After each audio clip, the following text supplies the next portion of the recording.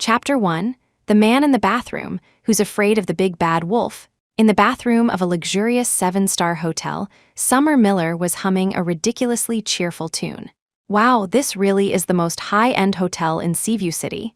And man, our university must be loaded. Summer sighed. If it weren't for her outstanding grades getting her sent to this competition by the university, she'd never have experienced this kind of service in her life. Bang! Just then, the bathroom door was kicked open. A man suddenly appeared before her. He had choppy, cream blonde hair, and his azure eyes were purer than the sky. With his sharp nose and thin lips, he looked like he had stepped right out of an oil painting. Don't make a sound. The man suddenly stripped off his clothes, revealing a lean, muscular chest, and climbed right into the bathtub with Summer. Summer instinctively covered her private areas. She was about to say something when she saw the man lower his head, and a soft pressure landed on her lips. MMPH, this gorgeous man who had appeared out of nowhere in her bathroom was kissing her. Damn, wrong room looks like a couple's having a romantic bath. At that moment, the sound of chaotic footsteps burst in. Summer glanced over nervously and saw several men in black who looked like bodyguards. They gave the two in the tub a suggestive look, then waved their hands and left. As they departed, they even thoughtfully closed the door for them. Sorry, they were after me. We should be safe now. The man finally broke the kiss. Looking down at the woman beneath him, he felt an uncontrollable flutter in his heart. He'd seen plenty of beautiful women, but this woman, she was different. Pure, that was the word that surfaced in his mind. She was the only woman who had ever given him that feeling. Then, aren't you going to get up? Summer's face was beet red. Don't think you can just steal a girl's first kiss because you're handsome. And while she was taking a bath, no less, my name is Ethan Hawthorne. What's yours? The man got out of the tub and put his clothes back on. Before Summer could answer, footsteps echoed from the doorway again. Damn it, they're still here? Ethan Hawthorne frowned. His eyes landed on a Hello Kitty hair tie Summer had left on the edge of the tub. He suddenly snatched it and hurried away. Hey, still daydreaming? It's your turn for your shift. Her best friend Chloe Jones's voice snapped Summer out of her reverie. Oh, okay. Summer forced a smile and went to the front bar to organize the liquor cabinet. It was her 3rd year in Seaview City. Her studies were entering the most intense final phase. Her design thesis and lab courses filled her schedule to the brim, but after her classes, she still had to come work at this pub. A girl's gotta pay the bills, after all. Ethan Hawthorne. That name had been etched in Summer's heart for 3 years. Her intuition told her that a quick search online would probably reveal everything about him. He had to be some kind of CEO or something. But Summer didn't want to. If he was, then their lives shouldn't have intersected at all. A martini with an olive. A cool, indifferent voice sounded beside her. She saw a pair of long, slender hands with well-defined knuckles resting on the bar. On his wrist was a pink Hello Kitty hair tie. Chapter 2, He Likes Men? The cuff of the man's black suit was neat and crisp, but the hair tie looked old. It was still clean, however, as if it had been cared for meticulously. Summer couldn't help but want to laugh. She wondered if this man had put his girlfriend's hair tie on his wrist and forgotten about it. To keep him from seeing the smile she was suppressing, Summer kept her head down while mixing his drink. But then she heard her coworkers fangirling behind her. Oh my God, it's really him, Ethan Hawthorne, the youngest and most brilliant successor to the Hawthorne Group. All right, stop swooning. He ran out on his own engagement to the socialite Victoria Prescott 3 years ago. What makes you think he'd be interested in any of you? Hearing their discussion, Summer froze. She suddenly felt that the Hello Kitty hair tie on the man's wrist looked very familiar. Everything from 3 years ago flooded back into her mind: cream blonde hair, azure eyes, a smile as bright as the sun, and snatching her hair tie as he rushed away. Summer couldn't resist sneaking a peek at him from under her lashes. He looked almost the same as he had 3 years ago. Time had only added a touch of maturity, toning down his youthful energy. Oh my God, are you kidding me? It was actually Ethan Hawthorne, but the man didn't seem to notice her. He just frowned at his phone. Is my drink ready yet? Right away. Summer fumbled to drop the olive into the drink, handed it to him, and then fled from the bar as if escaping a fire. Oh my God, I'm so jealous of you. I should have never let you cover my shift. You actually got to make a drink for Ethan Hawthorne with your own hands. Back in the staff room, Chloe's voice was filled with envy and admiration. I just can't believe he'd come to our little pub for a drink. Chloe's eyes were full of adoration as she peeked at the man at the bar. The dim, warm light illuminated the man's face, making his blue eyes seem much deeper. He raised the glass with one hand and downed the martini in a single gulp. After listening to the folk singer on stage for a moment, he stood up and left the pub. His silhouette seemed a little lonely as he walked away. Chloe, who is he? Summer's voice held an unconcealable nervousness. Even though she had deliberately avoided learning anything about Ethan Hawthorne all these years, he had reappeared in her life. You've read romance novels, right? Chloe asked out of the blue. Summer nodded. He's basically the male lead from one of those novels, get it? Chloe explained.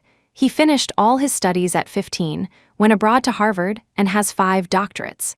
3 years ago, when he was 20 and had just returned, his family arranged for him to marry the socialite Victoria Prescott. He ran away from the engagement, and it caused a huge scandal. Seriously, Summer, do you never pay attention to the news? Summer gave a sheepish smile. She really didn't follow that kind of news. Still, he really was one of those dazzling people. Those memories from 3 years ago should have been forgotten long ago. But why was he still wearing that hair tie on his wrist? Summer's heart skipped a beat. Well, maybe it's better that you don't. Chloe sighed. That guy, he doesn't seem to be interested in women at all. Besides his former fiancée, Victoria Prescott, he's had almost no romantic scandals. Sometimes, we all wonder if he's actually into men. Chapter 3. Go find Ethan Hawthorne. Chloe, what are you talking about? Summer nearly choked on her own spit. Her best friend never failed to say the most shocking things. Hey, I was just kidding, Chloe giggled and grabbed her backpack to leave. Be careful on your way home, Summer reminded her. But Chloe shook her head. I'm not going home, I found a new part-time job I'm modeling. I can make $500 for a single photo shoot. There's no such thing as a deal that good. Be careful it's not a scam, Summer said anxiously. But before she could finish, Chloe had already skipped away. That idiot, Summer rolled her eyes, but her mind was completely filled with the image of Ethan Hawthorne. She had no space to worry about Chloe. Why am I even thinking about him? He probably forgot all about what happened 3 years ago. Summer shook her head, as if trying to fling the image out of her mind. She sat at the bar, occasionally mixing a drink or two for customers, until her shift finally ended at 2 in the morning. I wonder how Chloe's doing. A sense of unease settled in Summer's heart. Ring, ring, ring. Just then, her phone rang. Summer sobbed. I should have listened to you, they were scammers. They took nude photos of me, and now they're threatening to release them online if I don't give them $500,000 in 2 days. What? Nude photos? Hearing Chloe's tearful voice, Summer's heart clenched. They were both from ordinary families, barely making ends meet by working while studying. How could they possibly come up with $500,000? And they said not to call the police? Sob, if I do, they'll post the pictures immediately, and my reputation will be ruined. Chloe was sobbing uncontrollably, her voice filled with regret and helplessness. Chloe, stop crying first. We'll figure something out together. We can solve this. Summer was panicking too, but she had to say something to comfort her. How are we supposed to solve it? We have no money, and we can't call the police, unless we have someone powerful like Ethan Hawthorne backing us up. Sob, I'm finished. My life is over. Chloe hung up the phone, still crying. But her last words made Summer freeze. That's right. If it were him, he could definitely solve this, right? But why would he help her? He was a high and mighty genius CEO, and she was just a broke college student. But right now, the only person who could save Chloe's reputation was Ethan Hawthorne. With that thought, Summer couldn't help but search for the location of the Hawthorne Group. A Fortune 500 company like that was easy to find. Staring at the address, Summer didn't sleep a wink all night. She was worried about Chloe, worried that her reputation would be destroyed. And she was also thinking, Ethan Hawthorne, do you still remember? The next day, Summer stood before the towering Hawthorne Group building, nervously twisting the hem of her shirt. A broke college student like her wouldn't even dare to dream of a place like this. Was she really going to go in? But the thought of Chloe softened her resolve. This was the only way to save her. Whatever, just do it. Summer took a deep breath. Just as she was about to step through the main entrance, she saw a familiar figure rush out of the doors. She moved it to avoid bumping into her. The figure gently pushed her aside, but his fingers caught the end of her hair, pulling her hair tie off. Chapter 4, Found You. Summer yelped and just barely dodged the person. Her long hair cascaded down like a waterfall, and her makeup-free face stunned everyone for a moment. The figure jumped into a car, which immediately sped away. Several men in black who had been chasing him stomped their feet in frustration. Mr. Hawthorne SR has given a direct order. We cannot let the young master run from his engagement. This time, we have to arrange a meeting between him and Miss Victoria Prescott. What are you all standing around for? Go after him, the lead bodyguard roared, issuing the final command. Summer watched the car disappear into the distance, her heart trembling violently. It was like 3 years ago all over again. Though it was just for an instant, she had seen him clearly. That person was Ethan Hawthorne. 3 years ago, he had burst into her bathroom while running from his engagement. 3 years later, was he running from an engagement again? Phew, in the car, Ethan Hawthorne let out a long sigh of relief. Boss, you can't keep running. It's been so long, and you still haven't brought a girlfriend home to Mr. Hawthorne SR. The old man is eager for a great-grandchild. In the driver's seat, Ethan's subordinate, Marcus Finch, sighed helplessly. You're going to lecture me about marriage too? Ethan's voice held a hint of anger, and Marcus immediately shut his mouth. Glancing back at the bodyguards they had shaken off, Ethan then noticed something in his hand. It must belong to that girl I almost ran into. Ethan opened his palm, and his body stiffened. There in his hand lay a light pink hair tie. It had a cute Hello Kitty charm on it. It was identical to the one he wore on his wrist. It even carried the faint scent of shampoo. That scent instantly transported Ethan back 3 years. The bathroom had smelled just like this. It's her. Ethan suddenly yelled at Marcus, turn around right now. 3 years he had been searching for her for 3 whole years, but without a name, relying only on a hair tie and his memory, he had found nothing. Huh? Right? Marcus froze for a second, then immediately turned the car around.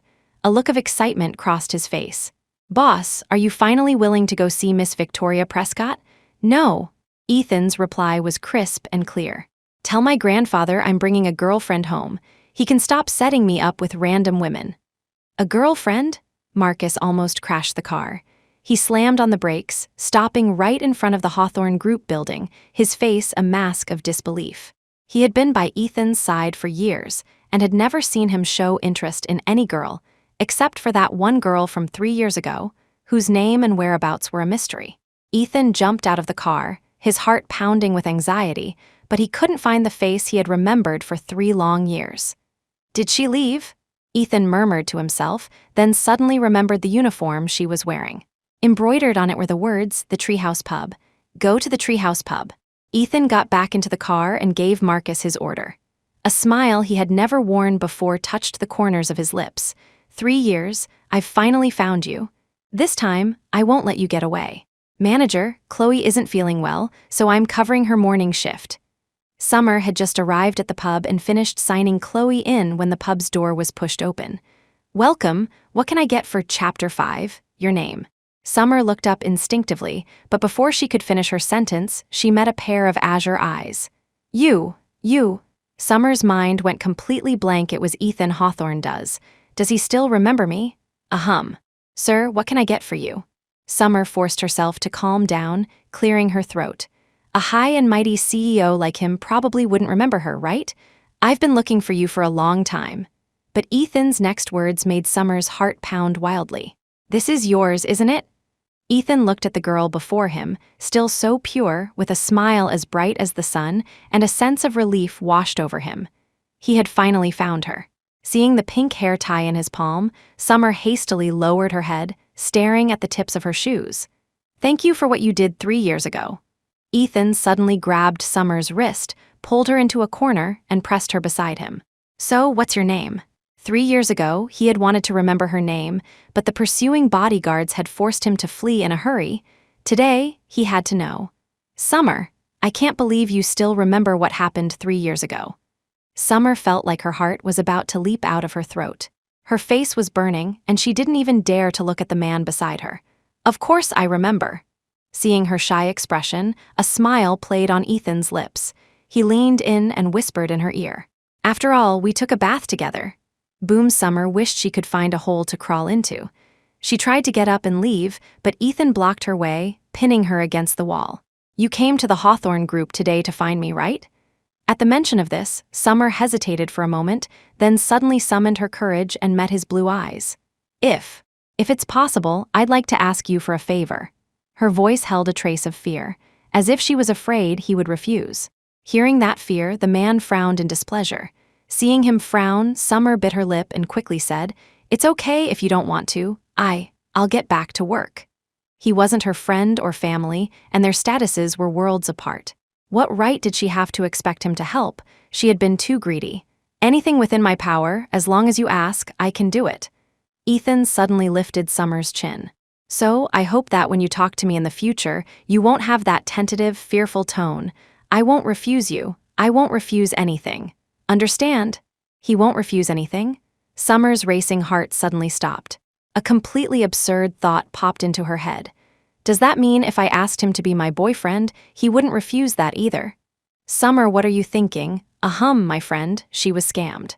Summer calmed down and explained Chloe's situation, mentally scolding herself for having such a ridiculous idea.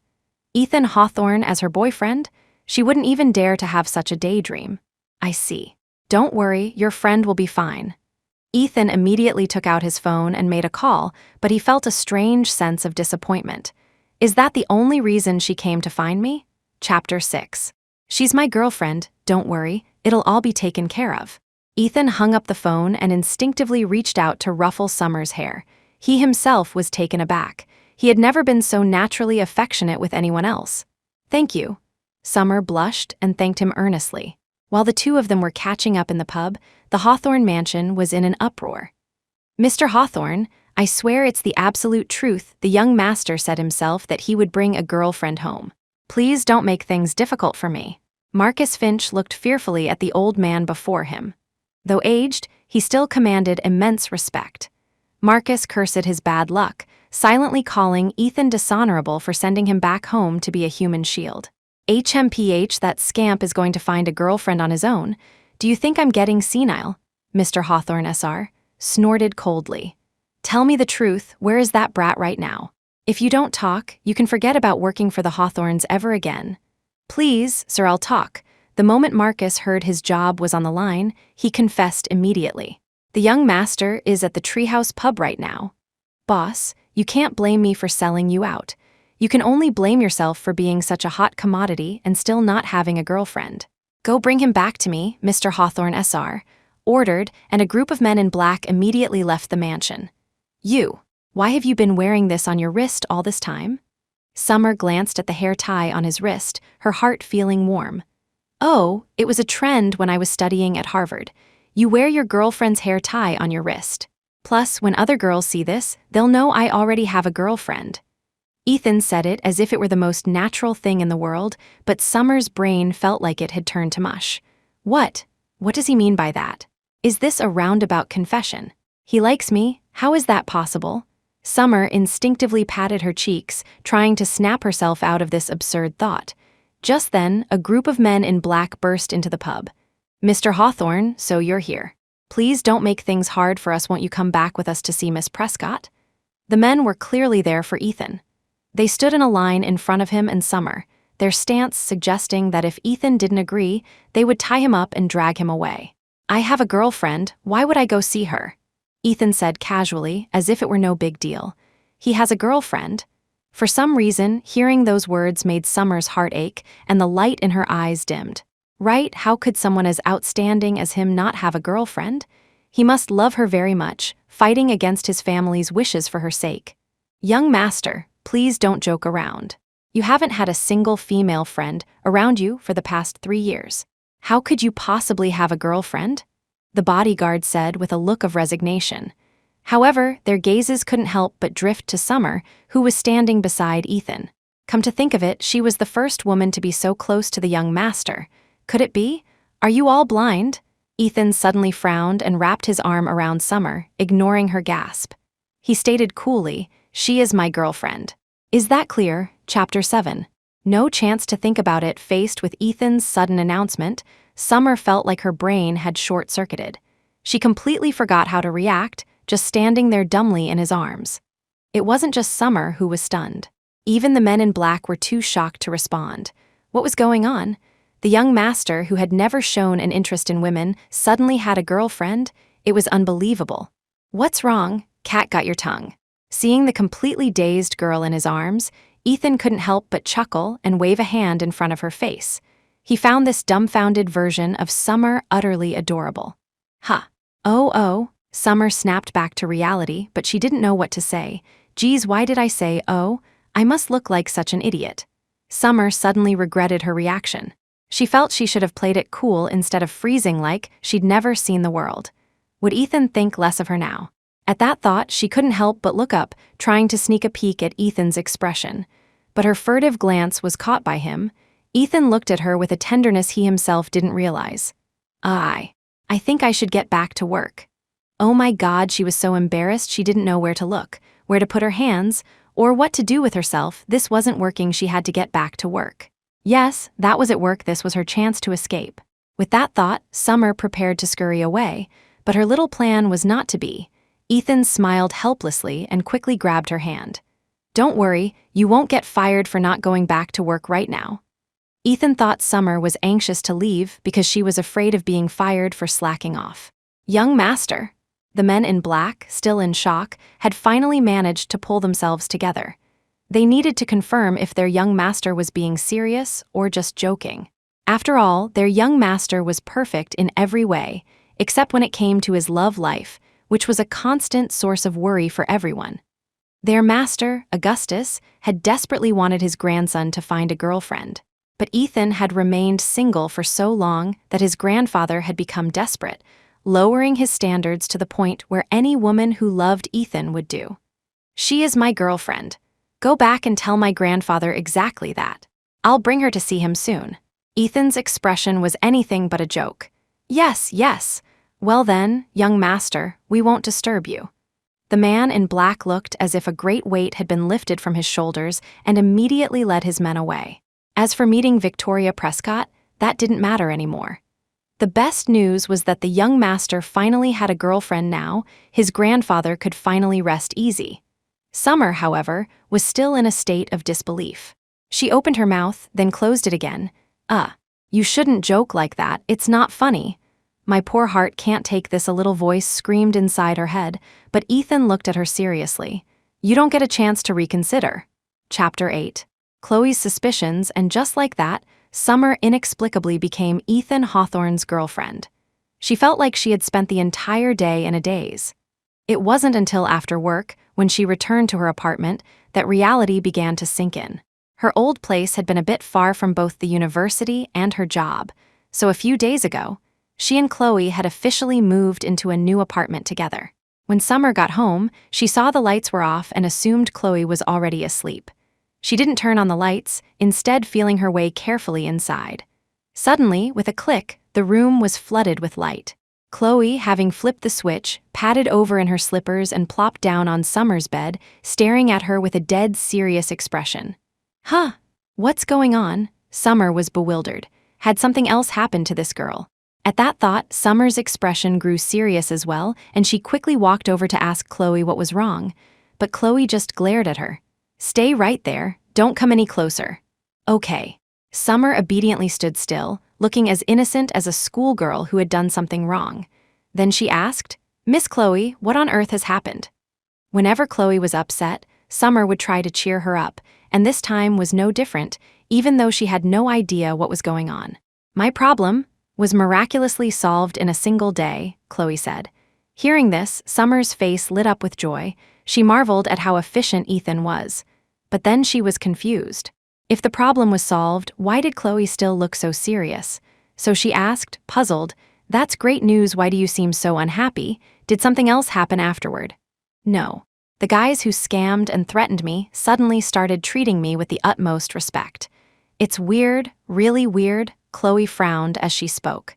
The men who had been so menacing before were suddenly like different people. They didn't want the money anymore, they deleted all the photos, and before they left, they were all apologies and compliments. It was so bizarre she almost thought she was seeing things. Well, what's so strange about that? Maybe they just had a change of heart.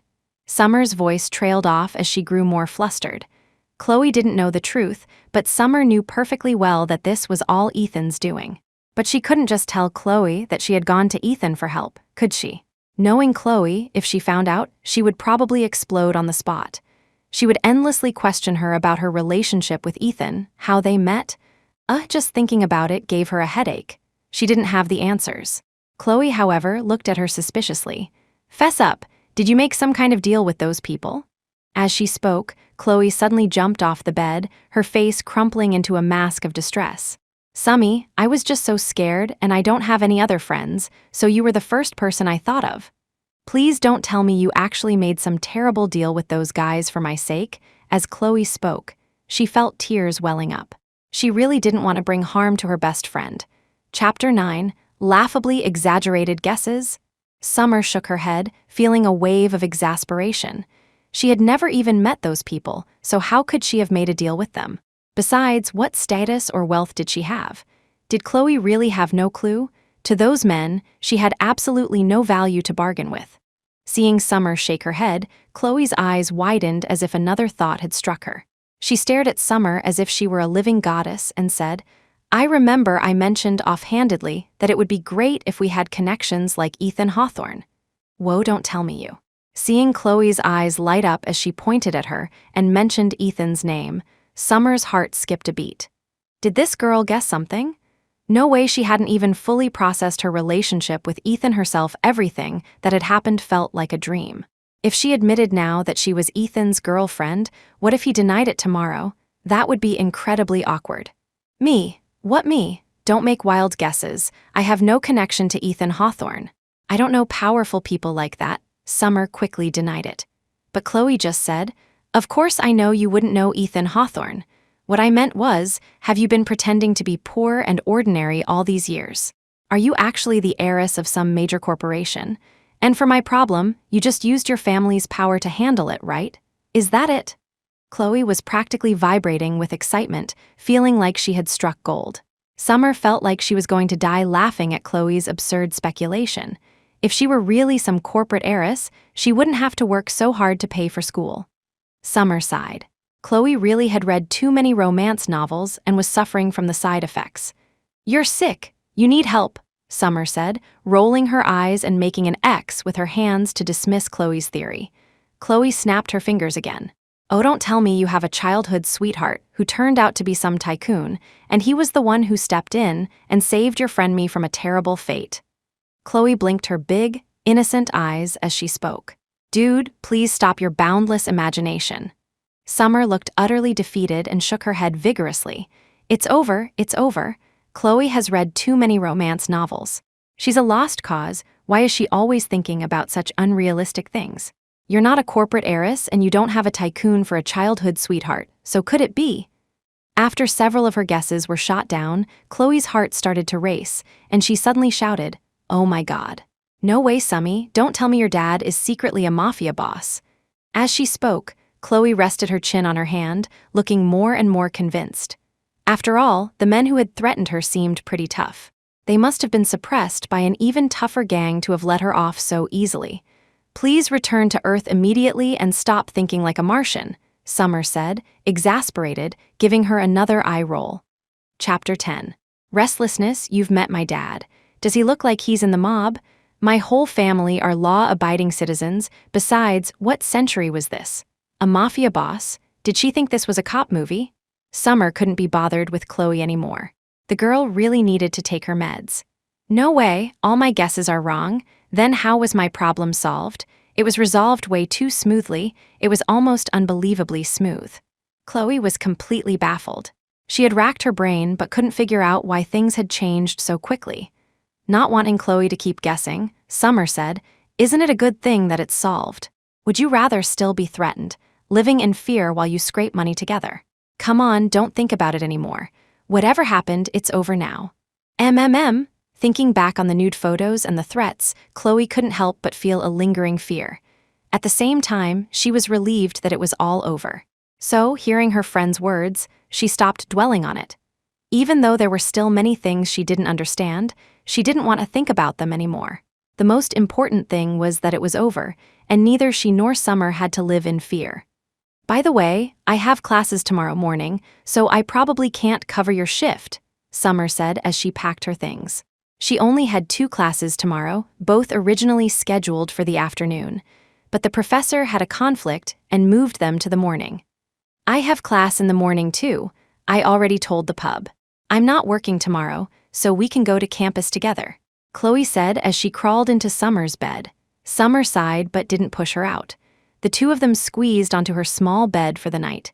The next day, as soon as Summer walked out of her classroom, she saw Chloe waiting by the door. She smiled and hurried over. Although Summer and Chloe were in different classes, their classrooms were close, and they both worked at the same place. So, they often went to class and worked together, and today was no exception. Chloe linked her arm through Summer's and they headed towards the university gate. Seeing the crowd, which seemed even larger than usual, she looked annoyed. "What are all these people doing? Did a god descend at the school gate or something?" Chloe grumbled, but she couldn't help craning her neck to see what was going on. It was the peak time for classes to end, but it had never been this crowded before, and the excited expressions on several of the girls passing by were impossible to ignore. What could they have seen to be so thrilled? Seeing their reactions, Summer grew curious too. Of course, her imagination wasn't as wild as Chloe's. She didn't think a god had come down to Earth. At most, she wondered if a big celebrity was filming at their university. It had happened before. "Maybe a male celebrity is here?" Summer guessed, looking at the overly excited girls. It was probably their idol. Chloe turned to Summer and blurted out, "Bieber." Summer's face darkened. For a split second, she seriously considered pretending she didn't know this fangirl extraordinaire. Chapter 11. Ethan Hawthorne's arrival. It wasn't until the 2 of them finally pushed their way to the school gate that they saw a car parked there. The window was down, and although they could only see his profile, it was clear that a very handsome man was sitting inside. He seemed to be on the phone with someone, and from a distance, they could see he didn't look pleased. Choppy cream blonde hair, skin so fair it seemed to glow. Summer's heart skipped a beat. Just then, the man in the car seemed to sense her gaze and looked up, his deep azure eyes meeting hers. A flash of surprise seemed to cross his face when he saw her. Summer quickly looked down, avoiding his gaze. She didn't want Ethan Hawthorne to notice her in this place, under these circumstances. She quickly tapped Chloe, who had instantly gone into fangirl mode. Let's go. We'll be late for work." "Don't come crying to me when they dock your pay," Summer said, pulling Chloe in another direction. But Chloe was reluctant. It wasn't every day she saw her idol at the school gate. She wasn't going to leave so easily. It's fine. Let them dock my pay. A day's wages won't kill me." Hey, stop pulling me." Summer ignored her protests and pulled her along forcefully. She might look thin and delicate, but she was surprisingly strong. Chloe had no chance to resist and could only let herself be dragged away with a mournful look. "Summy, sometimes I feel like you have the body of a young girl, but the soul of an old lady." She didn't even swoon at the sight of a god-tier man like Ethan Hawthorne. Instead, she acted like she was avoiding the plague. Chloe had never met a girl like her before. Summer just smiled wryly. She had a fangirl side too. Normally, if she saw such a handsome guy, she would swoon. But that was Ethan Hawthorne. Just facing him made her inexplicably nervous. Seeing him at the school gate today, her heart had pounded so hard she thought it would leap out of her chest. For a moment, she had even thought he was there to see her. The possibility was both exciting and terrifying. Exciting because she liked him, and terrifying because of her own insecurity. She felt that an unremarkable person like her had no right to stand by his side. After all, Ethan Hawthorne was so dazzling. Summer was afraid that if she stood next to him, she would bring him down and be the target of envy and hatred from all the other girls. "I wonder why Ethan Hawthorne is at our school gate. Looks like he's waiting for someone," Chloe said curiously. Summer pursed her lips. "Aren't you going to go change and get to work?" Meanwhile, Ethan watched the girl who had run away like the wind after seeing him. He felt a mix of helplessness and disappointment. He had come here specifically to find Summer. He had someone look her up and found out which university she attended, so he had driven over without a second thought. He had planned to wait for her here and then take her to see his grandfather, but he had clearly forgotten his own status and underestimated his own charm. The moment he got out of the car, he was swarmed by a group of girls. He had no choice but to retreat back into his car. As the peak time for classes ending arrived, more and more people gathered around his car, making it impossible for him to drive away. He had to call his subordinate to come and handle the situation. Chapter 12. Waiting for you after work, and just then, he saw Summer. He was initially surprised and pleased, but he hadn't expected the girl to bolt the moment she saw him. Finally free from the mob, Ethan looked at the Hello Kitty hair tie on his right wrist and smiled gently. Then he stepped on the gas and drove towards the Treehouse pub. Seeing the man appear in the pub again, Summer felt the urge to find an excuse to escape and have her friend Chloe cover for her. But he called her name directly. "Summer." "Hello, sir, what can I get for you?" Summer braced herself, put on a smile, and looked at Ethan. There was no hiding and no escaping. So she decided to pretend she didn't know him, especially since her big-mouthed friend Chloe was also there. She didn't want news of her and Ethan to spread all over campus tomorrow, with their relationship being blown out of proportion. They had just become a couple yesterday, and today she was being so distant. Ethan frowned slightly. He was a little unhappy with Summer's deliberate coldness. But he was willing to try to understand her and go along with her wishes, so he didn't show his dissatisfaction or any other emotion. He simply said to Summer, the same as last time, "Of course. One moment, please." Summer quickly mixed the drink, placed an olive in it, and handed it to Ethan. Just then, Ethan spoke. "I was serious about what I said yesterday." Ethan could clearly sense that Summer had feelings for him, but for some reason, she seemed very cautious when she was with him. Her slight timidity had not escaped his notice. Perhaps it was because of their different social statuses. Ethan had always been called a genius. If he didn't even have this level of observation, he would be letting down the title.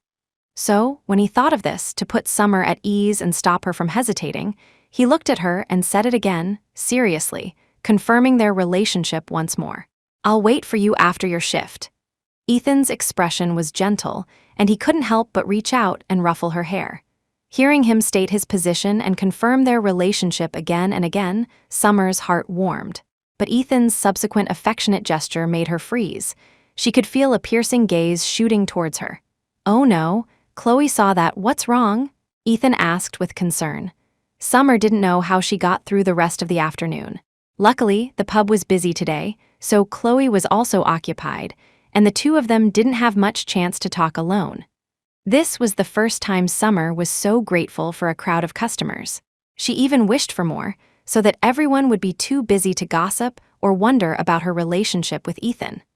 Summer's nerves were on edge all afternoon until her shift ended.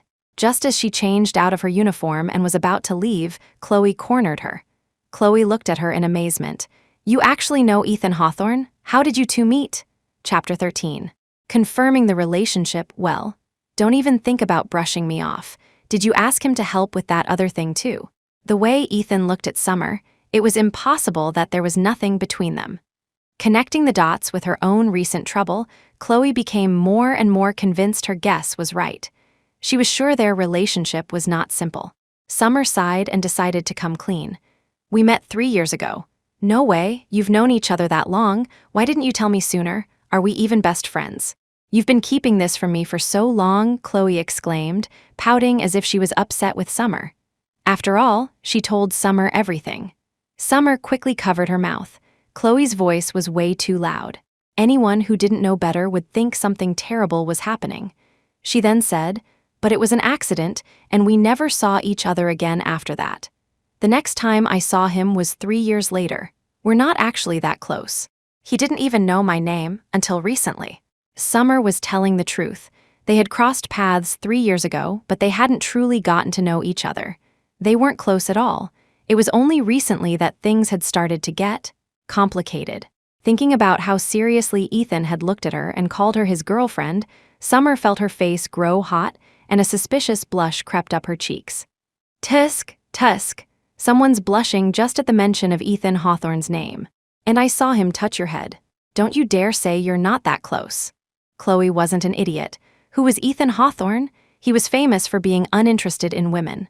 For him to act so affectionately towards Summer today, anyone could guess what was going on. Chloe sighed and said, "Summy, are we still friends? You're being so secretive with me. I'm only asking because I care, not for any other reason. Are you afraid I'll tell someone, or that I'll be angry? Chloe might have a big mouth, but she liked to think she knew where to draw the line. And even though she considered Ethan her ultimate idol, seeing him be so affectionate with Summer didn't make her upset. She genuinely considered Summer her best friend, and she couldn't be happier that her best friend had such an amazing boyfriend. Chloe, I'm sorry. I didn't tell you because I wasn't sure myself, Summer said guiltily. Chloe's eyes darted back and forth. So, does this mean it's official now? Summer hesitated for a moment before nodding. Probably, maybe, I guess. It's official. Chloe was about to say more when the manager's sharp voice cut in. Chloe Jones, how long are you planning to slack off? Get back to work? Coming, Chloe grumbled. She was working the full shift today, while Summer was on the afternoon shift, so she wouldn't be off until late. As she walked away, she didn't forget to say to Summer, "Are you two going on a date later? Have fun, you can come home late." Then she couldn't resist adding, "You can even stay out all night." Ha ha ha. Chloe's grin was mischievous. You crazy girl, Summer couldn't help but make a face at her. Chapter 14, the date. Summer had always been a rather shy person. In her 20-something years, she had never been in a relationship. She didn't particularly enjoy interacting with boys, so her luck with them wasn't great, and her romantic prospects were few and far between. She considered herself ordinary and plain, and her social circle was astonishingly small. Other than the various people she met at her part-time jobs, she had absolutely no opportunity to meet people from so-called high society. And she had never dreamed that she would get to know someone like Ethan Hawthorne, a man who was so outstanding in every way that he seemed to glow wherever he went. She certainly never imagined she would become his girlfriend. Wasn't this the kind of plot you only see in a teen drama? Summer thought about this as she walked, and she couldn't help but sneak a glance at Ethan beside her. Her small movement was once again caught by him. Ethan looked at her with a half smile. Just then, her stomach let out an ungracious growl. Oh, for crying out loud, Summer, can you not be so embarrassing in front of your crush? The little voice in her head screamed again. She realized she hadn't eaten since morning, not even breakfast. So she was genuinely hungry, but she really hadn't expected her stomach to betray her so loudly. Summer instinctively glared at her stomach, silently scolding it. Couldn't you have held it in? Couldn't you have waited until after I parted ways with Ethan and got home? Ahem. Summer was incredibly embarrassed and coughed lightly, trying to ease the awkward atmosphere.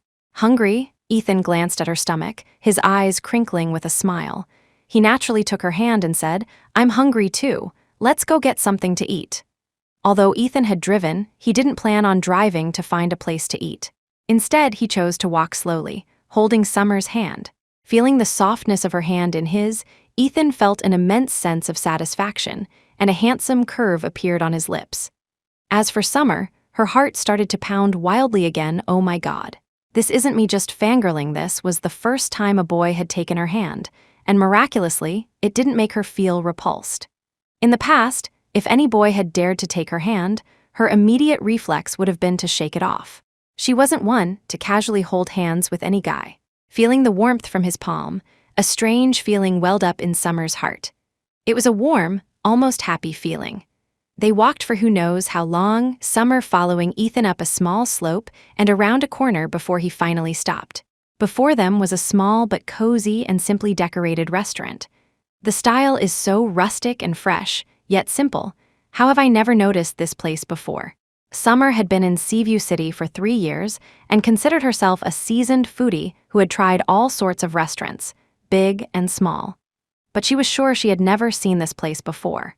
Ethan pulled her along and said, "This is part of my childhood memories." Chapter 15. A familiar restaurant as far as he remembered, this restaurant had been here since he was 5, making it 18 years old now. It had been rebuilt and renovated several times, but the decor had always remained simple, fresh, and rustic. And the people who ran it had hardly changed either. It was still the same familiar family. This wasn't a high-end restaurant, and the food wasn't some exotic delicacy. It was all simple, home-cooked fare, but it gave you a feeling of home.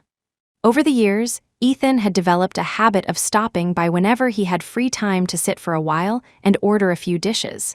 And the family had long since become close with Ethan. Every time he came, they would bring him his favorite dishes without him even having to ask. Childhood memories? Summer was slightly taken aback.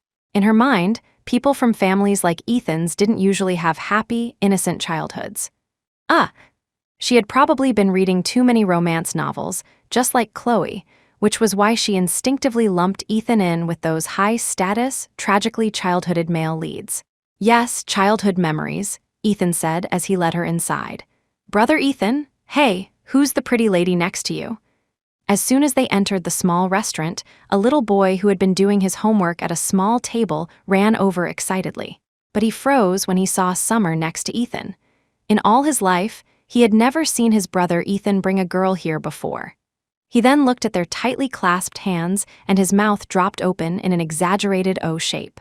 Then, with a knowing look, he said, "Oh, this pretty lady must be brother Ethan's girlfriend, right?" The little boy finished with a suggestive wink, acting wise beyond his years. "Go on, you little rascal." Just then, a middle-aged woman came out of the kitchen. She smiled and gently tapped the boy on the head. Then she turned to Ethan and said, "Ethan, you're here the usual stir-fried pork with green peppers and a cabbage soup, right? Have a seat, it'll be ready in a minute." I'm not ordering today," Ethan said with a smile, looking at Summer. The woman finally noticed Summer and looked her over several times. Her gaze was kind and full of surprise, as if she were looking at a future daughter-in-law.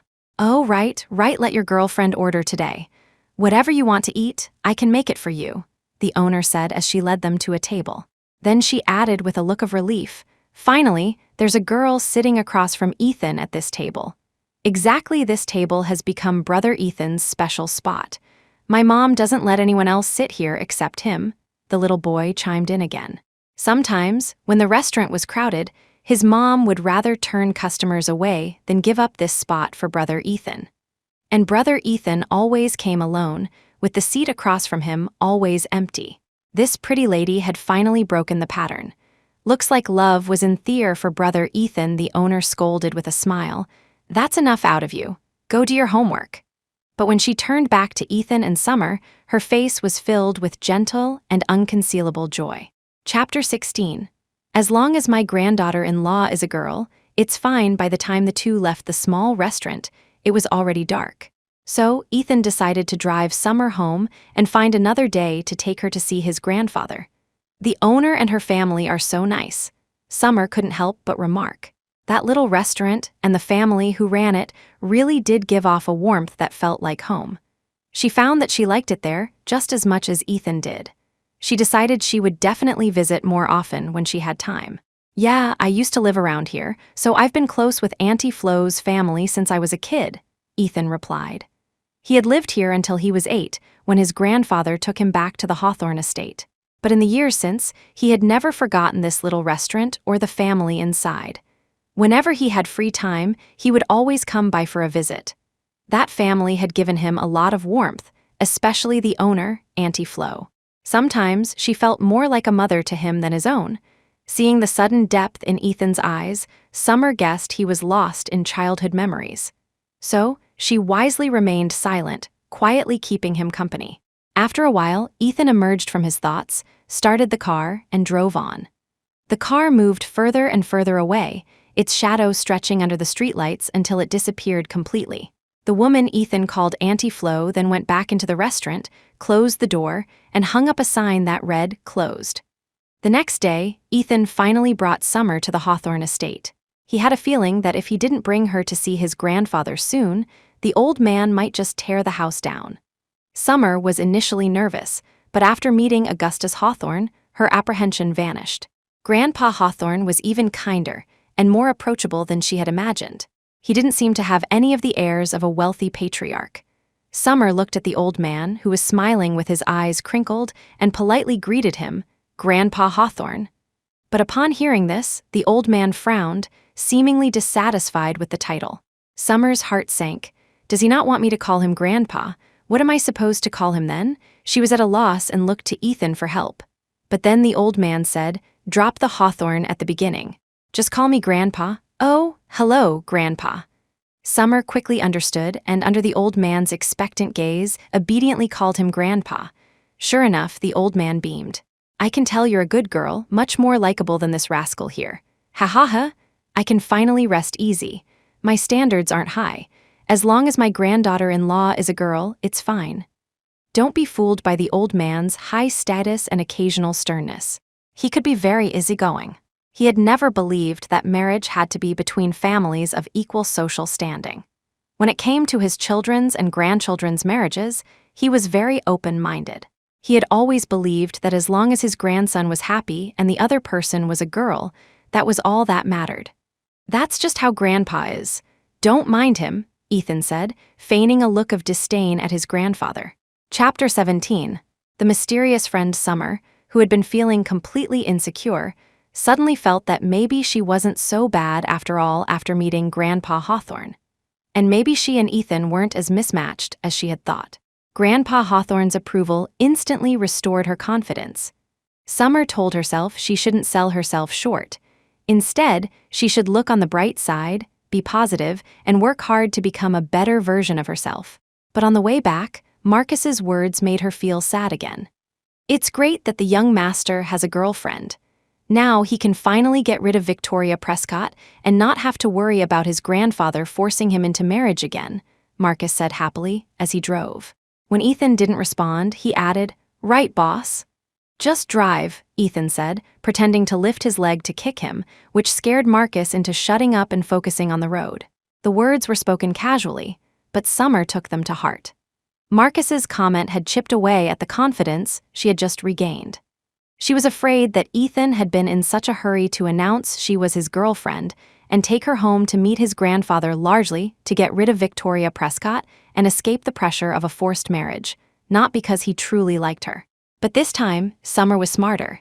She didn't let her feelings show on her face, so Ethan didn't notice anything was wrong. As for Ethan, he knew in his heart that he did have a bit of a selfish motive. He didn't want his grandfather to keep pressuring him into marriage.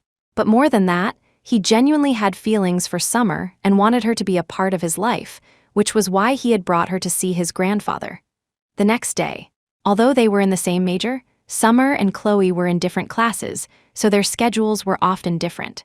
For instance, this morning, Chloe had no classes and went straight to work, while Summer's morning was packed with classes. So she had to say a quick goodbye to Chloe and go to campus alone. During the break between classes, while her classmates were chatting, Summer was busy organizing her notes. "Summer, someone's here to see you." "Who is it?" Summer looked up, confused. She had been in Seaview City for 3 years, but she didn't know many people. Chloe was at work, and Ethan was busy. She couldn't think of anyone else who would come looking for her. And if it were Ethan, it would definitely cause a commotion, but things seemed quiet, so it probably wasn't him. The class president shook his head. "I don't know who she is. It's a girl, and she's quite pretty." "Quite pretty." A boy shook his head and chimed in. "You call that quite pretty?" "She's drop-dead gorgeous. I wouldn't say she could launch 1,000 ships, but she's definitely a knockout. Look at that face, that body." "You're a creep," the class president said with disdain. The boy was indignant. "You're just jealous. I'm just appreciating beauty." Summer didn't bother listening to their bickering. She got up and walked outside. She was puzzled. As far as she knew, Chloe was her only good friend.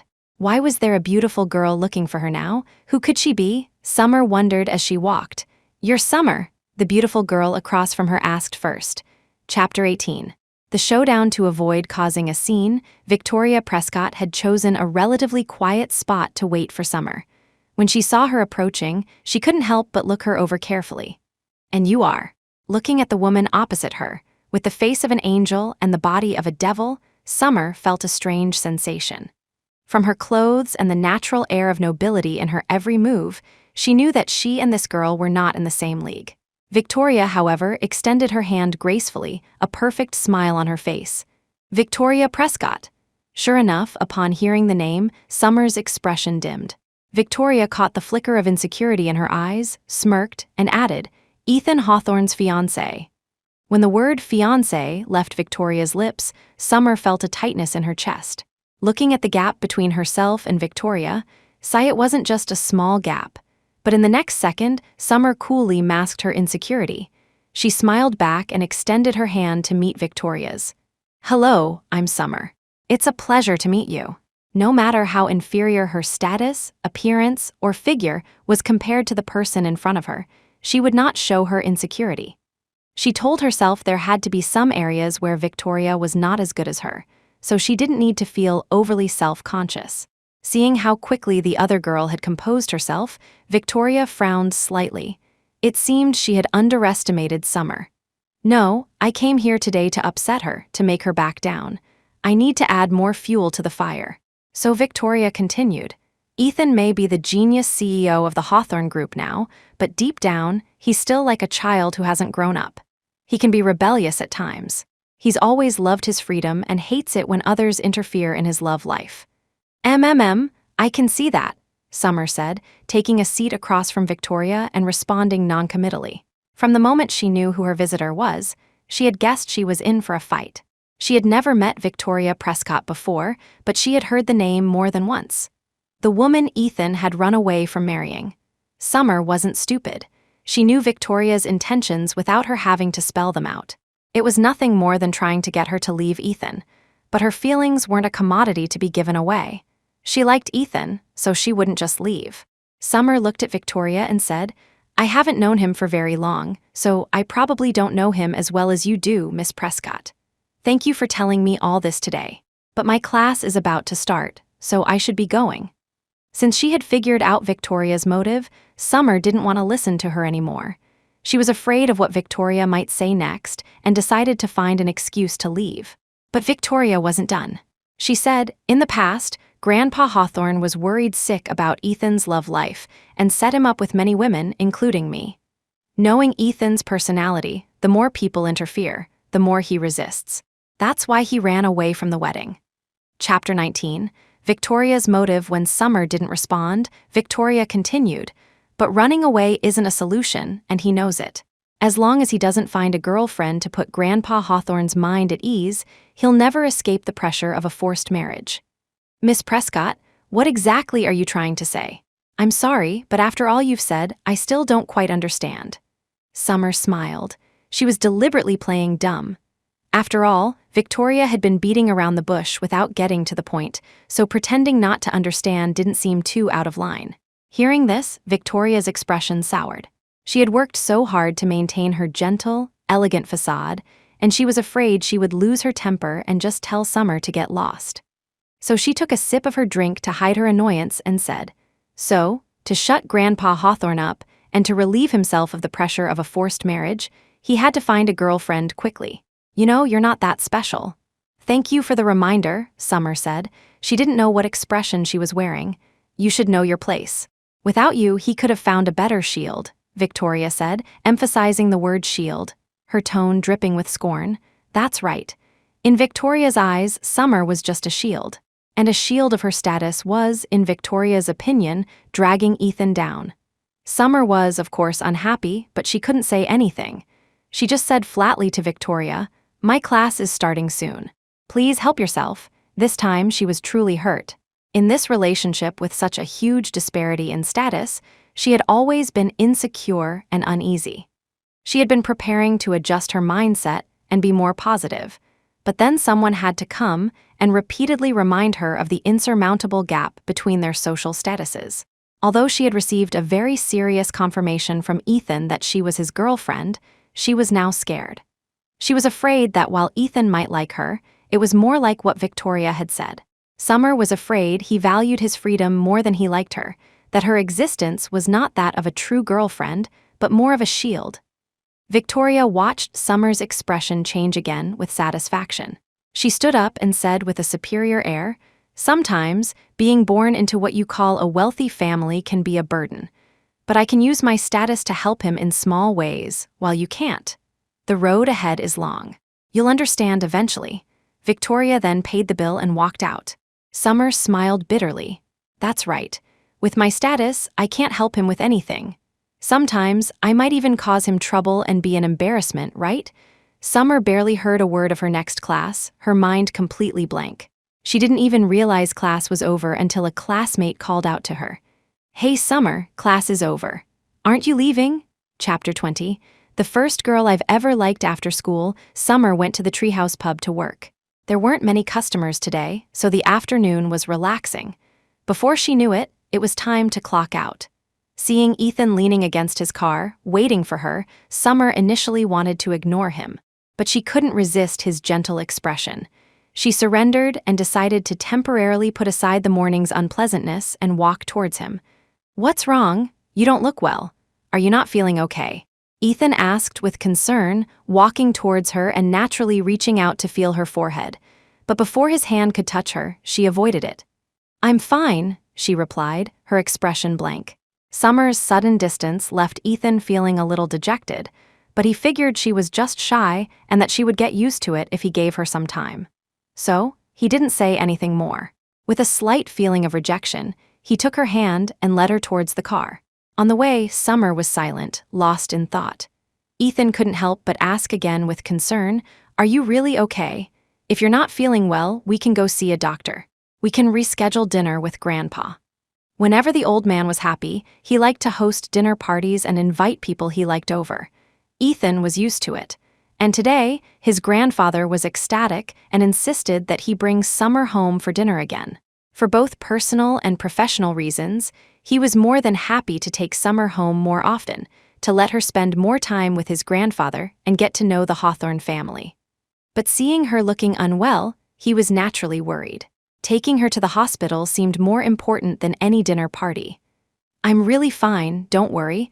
I'm just tired from work today. I'll be fine after a little nap," Summer said, then closed her eyes, pretending to sleep. When they arrived at the Hawthorne estate and walked into the grand hall, Summer's body stiffened for a moment when she saw Victoria Prescott's familiar face. She wondered why Victoria was here. At the same time, when Ethan saw Victoria, his face clearly showed his displeasure. He did not like this woman, even though everyone around him spoke highly of her. "Is this brother Ethan's new girlfriend?" Victoria was the first to break the awkward silence, pretending it was the first time she had seen Summer. She said, "New girlfriend," and the snide tone of her voice made the displeasure in Ethan's eyes deepen. "This is the first person I've ever liked, and my current, official girlfriend, Summer," Ethan said, naturally taking Summer's hand and leading her past Victoria further into the room. He felt he had made himself clear enough this time. He didn't think Victoria could misunderstand. In his opinion, this woman was shameless. He had run away from their wedding 3 years ago, yet she was still pestering him. Ethan's love life had always been simple, and he was a loyal person when it came to relationships. Chapter 21, The Family Dinner. Ethan's romantic life was not complicated. So, besides Summer, he had no intention of getting entangled with any other woman. His words to Victoria were, therefore, blunt.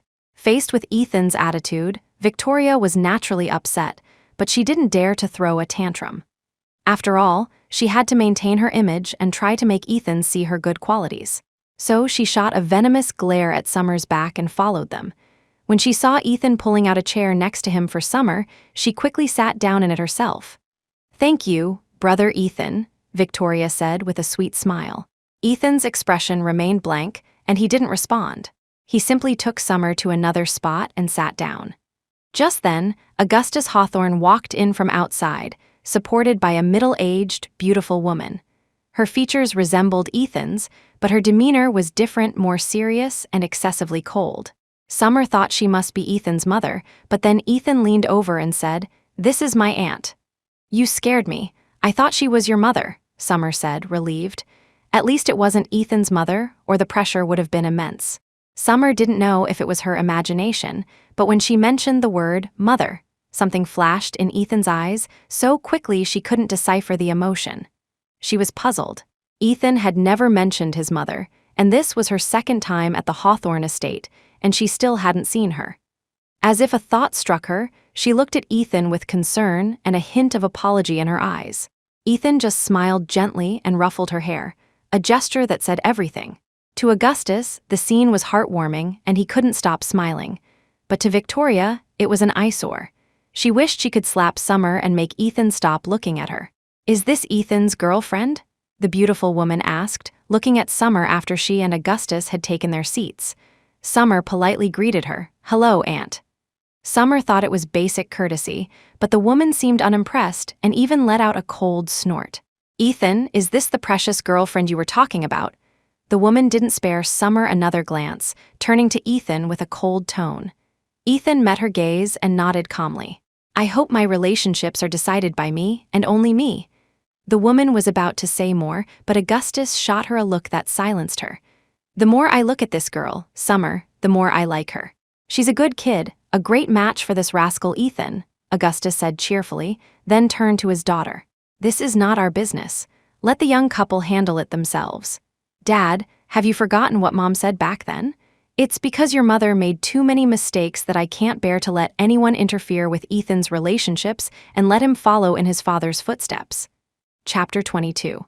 Aunt the old man's face was grim, but the woman Ethan called his aunt did not drop the topic that had clearly angered him.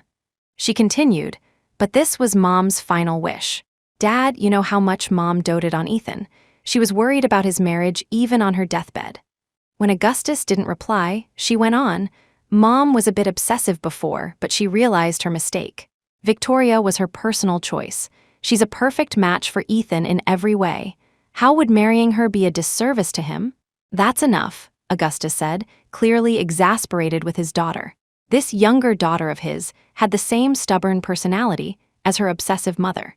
If she had truly realized her mistake, she wouldn't be meddling in Ethan's love life. In the end, she still didn't get it. In fact, his previous attempts to push Ethan and Victoria together were partly out of a selfish desire to honor his late wife's wish, and partly out of fear that Ethan would never get married, end up a bachelor for life, or worse, bring home a man. That's why he had been so eager to pair his grandson with Victoria. But at the time, Ethan hadn't objected, so Augustus had mistakenly thought he liked Victoria too. He never expected Ethan to run away from the wedding. And now that Ethan had found someone he truly liked, Augustus would, of course, support his grandson unconditionally. Now, even bringing up his late wife was useless. He had never liked to interfere in his children's and grandchildren's relationships, and he certainly didn't want the tragedy of Ethan's father to repeat itself. All right, Aunt, please say a few less words." "Grandpa, don't be angry," Victoria said, playing the role of the considerate peacemaker, which made Ethan's aunt even more fond of her. But Ethan's eyes were icy. He had never been close to his grandmother or this so-called aunt. Yet, these two people repeatedly tried to interfere in his life, which was infuriating. Seeing Ethan's dark expression, Victoria tried to sound affectionate. "Ethan, don't be angry. Aunt is just looking out for you. I know you don't like this, but please try to understand her. Do you have any idea what you're saying?" Ethan was annoyed, but he kept his composure and spoke calmly. This woman's sense and sensibility were sometimes shockingly low. She was foolish but thought herself clever. Saying such things at a time like this would only make people dislike her more. Ethan continued, "In what capacity are you saying this? As family, a girlfriend, or a fiancé?" He didn't forget to glance at Victoria. Obviously, she was none of the above. As things stood, Victoria was a complete outsider to him. A smart person would have chosen to stay silent, which might have earned her some goodwill from him. But Victoria seemed desperate to show off her familiarity with the Hawthorne family in front of Summer, trying to prove something. Her attitude, as if she were already the young mistress of the Hawthorne family, only disgusted Ethan further. Victoria looked aggrieved. Chapter 23. Overstepping a hum. Augustus Hawthorne coughed twice, signaling to Ethan to watch his words and not make Victoria cry. After all, it was the Hawthorne family who had proposed the engagement and then broken it. So they should be polite to Victoria when necessary. "All right, today was supposed to be a happy day. Let's not have any more nonsense ruining the atmosphere," Augustus said, glancing at his daughter. Then he turned to Victoria. "Grandpa knows you love seafood. I had the kitchen prepare a lot for you today. Go on, try some." "Thank you, Grandpa." Although Augustus tried his best to dispel the earlier unpleasantness and lighten the mood, the atmosphere was still strange. Summer felt that the meal was uncomfortable, the air was oppressive, and she didn't know what to do or say. Luckily, her phone rang. Summer quickly apologized and stepped aside to answer it. She was incredibly grateful to Chloe for calling at that moment. "Oh my God, I finally have an excuse to leave." After hanging up, she said apologetically, "I'm so sorry, something came up with my friend, I have to go." "What's wrong? Did something happen to your friend?" Augustus asked with concern. No, it's nothing. I just need to go check on her. Grandpa, I'm so sorry I can't stay for dinner. I'll definitely have a proper meal with you next time.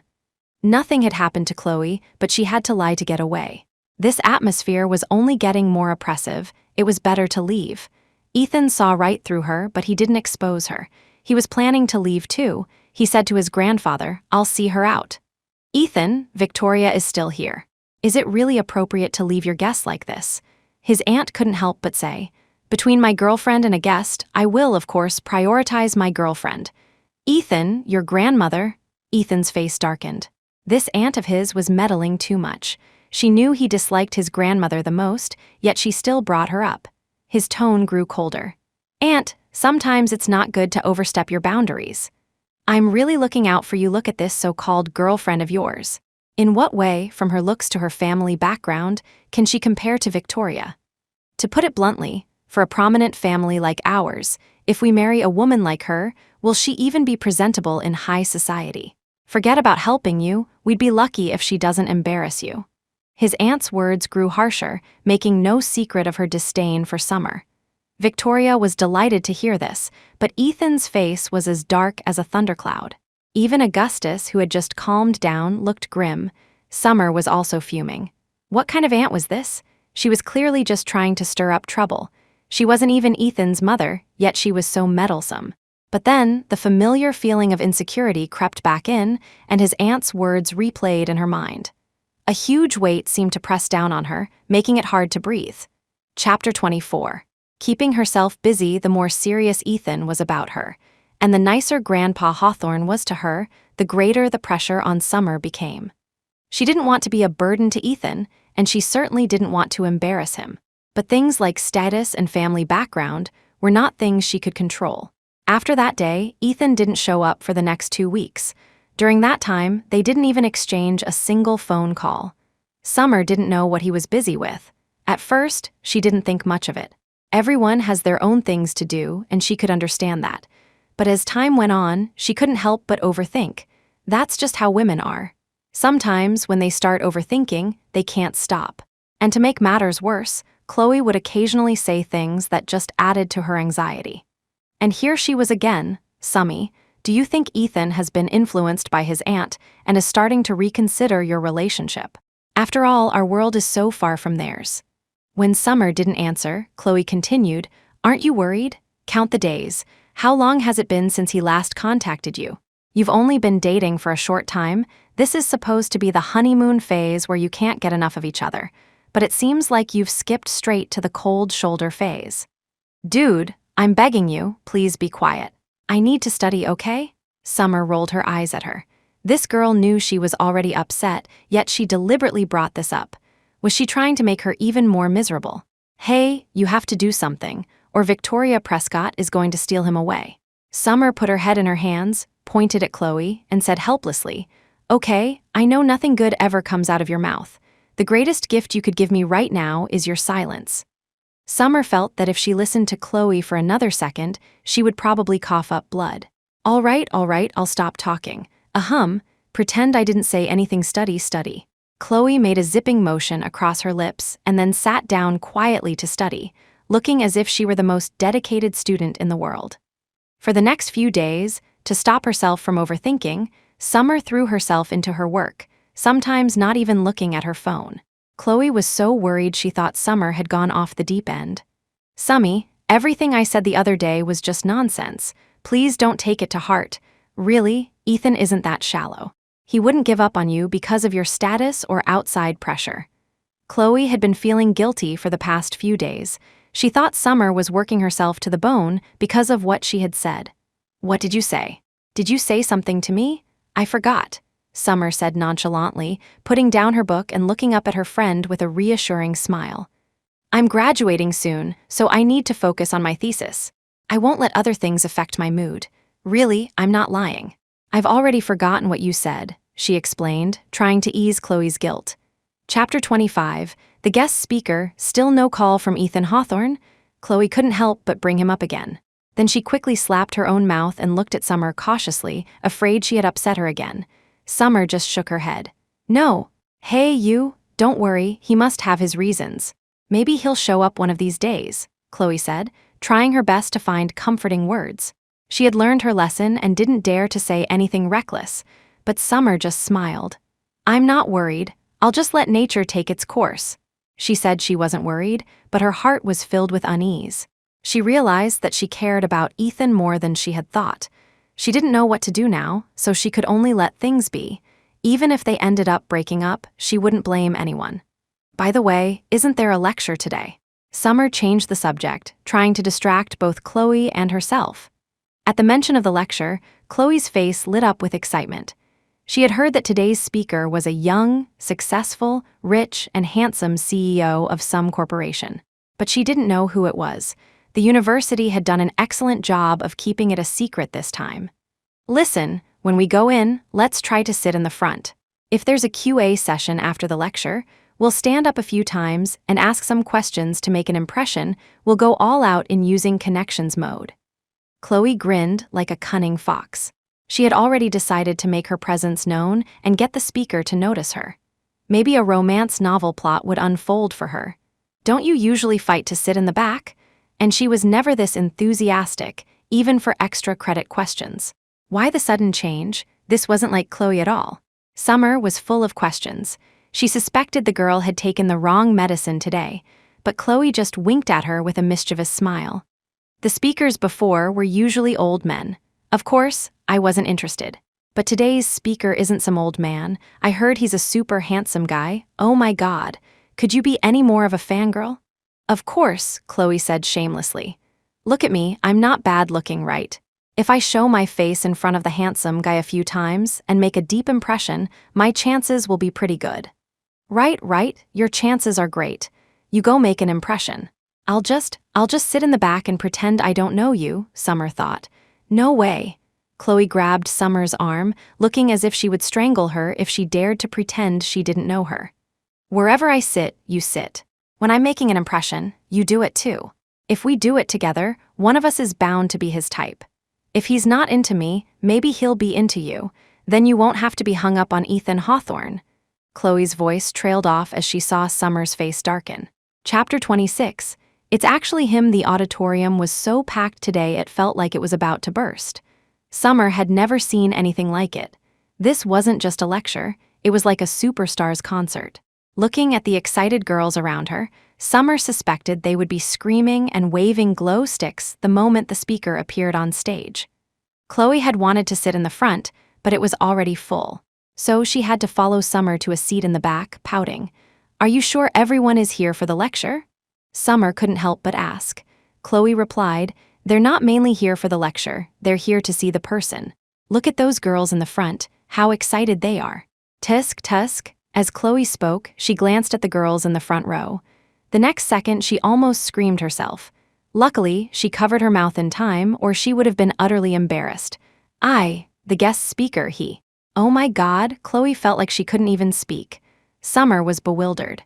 She followed Chloe's gaze to the stage, and her reaction was almost the same. She covered her mouth, staring at the person on stage as if she had seen a ghost. "You're shocked too, right? My God, I can't believe our university managed to get him to give a lecture." The staff were now quieting the audience, and the auditorium fell silent. No one dared to make a sound. So, Chloe suppressed her excitement and whispered. But Summer seemed not to have heard a word Chloe said. She just stared blankly at the man on the stage. Ethan Hawthorne, whom she hadn't seen for 2 weeks, was now standing right there, in their university's auditorium. Today, he was dressed in a sharp suit, exuding a unique charm with every move. He was now walking towards the podium. "Hello, everyone. I'm Ethan Hawthorne. It's an honor to be here to give this lecture." Ethan's deep, magnetic voice rang out, and the auditorium erupted in thunderous applause that seemed to go on forever. Under the lights, his soft, choppy hair glowed with a creamy gold, so dazzling it was hard to look at. His already fair skin seemed almost unreal under the lights, and his chiseled face radiated a commanding presence. He raised a hand to signal for silence, and the audience immediately quieted down, the thunderous applause vanishing in an instant. His lecture was interesting and brilliant. In just one session, it felt like you had learned a lifetime of wisdom. Even the usually composed old principal couldn't help but get teary-eyed and applaud until his hands were red. And Summer once again felt the gap between them. She felt she could never reach Ethan's level. From the moment he stepped on stage, Ethan had been discreetly searching for Summer in the crowd. So now, feeling her gaze, he looked straight at her, his eyes full of tenderness. "Excuse me, do you have a girlfriend?" A few girls in the front row couldn't help but ask, their hearts fluttering. Hearing the question, Ethan smiled gently and replied, "Yes, I do." His eyes never left Summer. Whoa, someone started it, and then the whole auditorium erupted in a frenzy. Chapter 27, Deliberate Provocation. Everyone was buzzing, trying to guess who Ethan Hawthorne's girlfriend could be. A more gossipy boy even asked out loud, "Can you tell us who she is? Where is she now? Who is it that brought her to you?" The boy started singing, and the atmosphere in the auditorium became incredibly lively.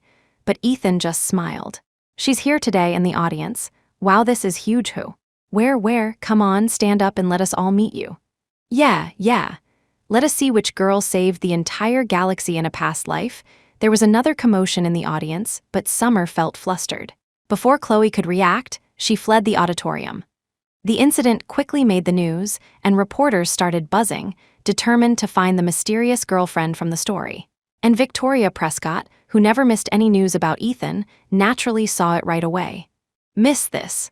The bodyguard next to her looked at the newspaper, then at Victoria's gloomy face, unsure of what to say. "Notify everyone that I'm holding a press conference. The more people that come, the better," Victoria said through gritted teeth. She was going to hold a press conference to publicly emphasize her engagement to Ethan.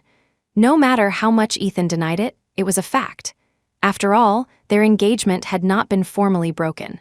Victoria thought that as long as the engagement was not officially dissolved, she was still Ethan's fiancée, and Summer was, in her eyes, the other woman. Victoria's press conference went smoothly, just as she had hoped. The Prescott family had bribed several reporters to play along. So, during the QA session, the reporters cooperated perfectly, their words sharp and clearly painting Summer as a drama queen, an attention seeker trying to climb the social ladder by using Ethan.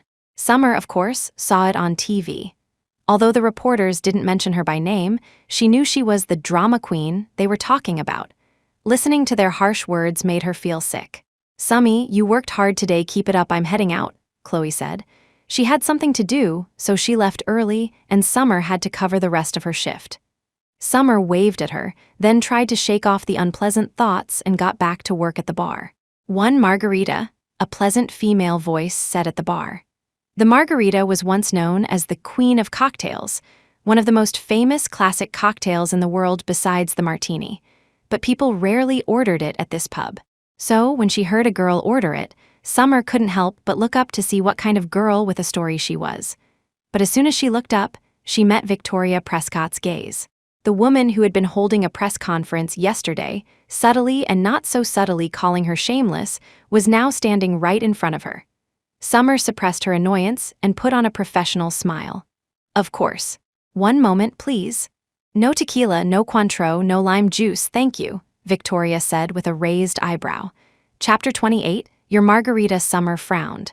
Victoria was clearly here to cause trouble. She had listed all the ingredients for a margarita. How could she make one without them? Did this woman have nothing better to do? "I'm sorry, miss, but what you're asking for is impossible. Perhaps you'd like to see what else you'd like to order." Although Summer was annoyed, she didn't let it show too much. After all, she was an employee of the pub, and Victoria was a valued customer. "Is that so?" Victoria's face fell. "What did your boss hire you for? If you can't even mix a drink, are you just here to be a spoiled princess?" Victoria's voice grew louder, causing people in the pub to turn and look, but no one stood up for Summer. They were all just there to watch the show. Just then, the manager hurried over. She kept up with fashion magazines and high society news, so she recognized Victoria's face. Seeing that it was Victoria Prescott, the heiress of the Prescott Group, she didn't even bother to ask Summer what had happened and immediately started reaming her out. "What is wrong with you? If you can't do your job, then get out. Is that how you speak to your proprietress?" A deep, magnetic, and incredibly familiar voice said. Ethan Hawthorne walked out from the crowd. His deep azure eyes stared coldly at the manager. He spoke slowly. You, make me a margarita with no tequila, no Cointreau, and no lime juice. Right now. His tone was calm, but he exuded an icy aura that was suffocating. The manager's heart sank. Ethan raised an eyebrow. What? Where did your arrogant, I can't tell right from wrong attitude go? Go collect this month's salary and get out. Ethan despised sycophantic people like the manager, so he fired her on the spot. Ever since he had found out Summer worked at this pub, he had been planning to buy it. The handover had been completed a while ago. He was now the ultimate boss of this pub. If he wanted someone gone, they were gone. Ethan, what are you doing here? Victoria said with a broad smile, trying to get closer to him. But a cold glare from Ethan stopped her in her tracks. Ethan looked at her, then walked straight to the bar, took the glass from Summer's hand, held it under the tap at the sink, turned on the water, and when the glass was full, turned it off. Then with a half smile, he handed the glass to Victoria. Your margarita. Ethan, don't joke around. Victoria's face was a mask of embarrassment. But Ethan's expression was unyielding, leaving no room for refusal. Under the weight of his powerful presence, Victoria finally took the glass of margarita. Ethan made a polite please gesture, not taking his eyes off her. Victoria looked miserable, staring at the glass of water as if it were poison she couldn't possibly drink. Ethan, I was just making a little joke earlier. I wasn't trying to give anyone a hard time, Victoria said, putting the glass down and feigning innocence once more. Chapter 29, tearing Victoria Prescott to shreds, but it was obvious Ethan wasn't buying her act. She pressed on. Ethan, let me be clear. I am still your fiancé. Our engagement has not been officially broken. As long as it stands, I am your fiancé, whether you admit it or not. Victoria's voice grew louder, ensuring everyone in the pub could hear that she was Ethan Hawthorne's fiancé, and Summer Miller was nothing. Miss Prescott, if I recall correctly, I made myself perfectly clear to you before. Hearing Victoria's hysterical shouts, Ethan's gaze darkened. The woman's audacity was truly on another level. He continued in a low, chilling tone. Perhaps the reception on your end is poor, so you haven't been receiving messages in a timely manner. When you get home, you should ask your father about our so-called engagement. The moment Victoria had finished her press conference, Ethan had personally taken action to sever all ties with the Prescott family, but she clearly didn't know that yet. Ethan, what do you mean? Victoria asked, panicked. But Ethan seemed to have no interest in wasting another word on her. He took Summer's hand and started to leave, but Victoria blocked their path. Ethan, what's so great about Summer? What do I lack that she has? Why is she the only one you see? Victoria's voice cracked, and she shot a venomous glare at Summer, her carefully crafted image completely forgotten as she spat. Have you even looked in a mirror? You think a piece of work like you can compete with me for a man? Summer, you'll be thrown aside sooner or later. The only reason Ethan treasures you now is because you're a novelty. Hearing this, Summer wanted nothing more than to punch her, but she restrained herself to just thinking about it. As she was about to speak, Ethan protectively pulled her behind him. From the look on his face, it seemed he was about to tear Victoria to shreds himself. Sure enough, Ethan's voice was ice cold. In my eyes, she's better than you in every single way. Before Victoria could open her mouth to argue, Ethan cut her off. Wipe that disgusting look off your face before my disgust for you reaches its absolute peak. Summer is my girlfriend, and one day she will be my wife. As for you and your entire Prescott family, you have no right to set foot in the Hawthorne estate ever again. Ethan's words were brutal, a blow not only to Victoria, but to the entire Prescott group. As powerful as the Prescotts were, Ethan Hawthorne clearly held them in contempt. If you or your family try any more of your little tricks, don't say I didn't warn you. With that final warning, Ethan took Summer's hand and walked out. For years, the Prescott group and his aunt had been colluding behind the scenes, pulling strings. He had often turned a blind eye, but now that they were trying to involve Summer, he would show no mercy. It was time to deal with the Prescott group and his so-called aunt. Summer, I'm so sorry. I promise nothing like this will ever happen again, he said, referring to Victoria. He was certain that after today's warning, neither Victoria, the Prescotts, nor his aunt would dare to try anything again. Chapter 30. The mother of my children Summer could no longer hold it in. She asked him what he meant and what he had been doing for the past 2 weeks. These past few days, I've been thinking a lot. I told myself not to overthink things, but we haven't seen each other in 2 weeks. You didn't even call. It's impossible not to overthink. I don't know what's on your mind, so I want to ask you now, what do you want from this? Summer stared down at her toes, unable to look him in the eye as she finally let out the words she had been holding back. I'm sorry. I've made you suffer these last 2 weeks, Ethan apologized first. He knew how upset Summer must have been, but he had truly been swamped with matters that needed his full attention, which was why he hadn't contacted her. Ethan stepped forward and pulled Summer into his arms, holding her tightly. It had been too long. He had truly missed her. Holding her now, breathing in the familiar scent of her shampoo, he felt an overwhelming sense of peace and happiness. These past 2 weeks, I've been handling things with the Prescott family, he explained. It's all resolved now, so I'll have plenty of time for you from now on. In that time, Ethan had worked to transfer all business collaborations between the Hawthorne and Prescott families. Now, there were no ties left between them. The relationship was completely severed, and the Hawthornes had emerged unscathed. Will the Prescotts just let this go? Summer asked worriedly. She knew their influence was not to be underestimated. She feared they might rally other business partners to retaliate against the Hawthornes. Ethan smiled dotingly and reached out to ruffle her hair. Don't worry, he said softly. The Prescotts are no threat to the Hawthornes. The Prescotts couldn't cause any significant trouble, and no company would dare risk offending the Hawthornes by allying with them. Summer's worries were unfounded, but her concern warmed Ethan's heart. It showed that she truly cared for him and was taking their relationship seriously. All right, you don't need to worry about a thing for me. All you need to know is that you are my girlfriend and you will be my future wife. Are you serious? The words future wife hit Summer like a lightning bolt, making her head spin. She quickly looked up, the question tumbling out of her mouth before she could stop it. Are you serious? Ethan nodded with a smile. Of course, he was serious. He looked at her earnestly and said, I couldn't be more serious. Then, raising an eyebrow, he looked at the little woman in his arms with a playful glint in his eyes. Are you ready to level up your status and become Mrs. Hawthorne, the young mistress of the Hawthorne family? Or maybe, on top of that, level up again and become… Ah, shut up! Summer clapped a hand over his mouth, her face burning with embarrassment. This man, he was either silent or saying things that left her utterly defenseless. The tenderness in Ethan's eyes deepened, the affection practically overflowing. What? You don't want to marry me? To be my wife? To be the mother of my children? Chapter 31. Enter the cringy magical girl. Time flew by, and soon it was Halloween. Chloe Jones seemed even more excited than usual. Summy, this Halloween is going to be epic. Our class is throwing a small Halloween-themed party. It's optional. Are you going? Chloe looked at Summer with hopeful eyes. She was definitely going and desperately wanted Summer to come with her.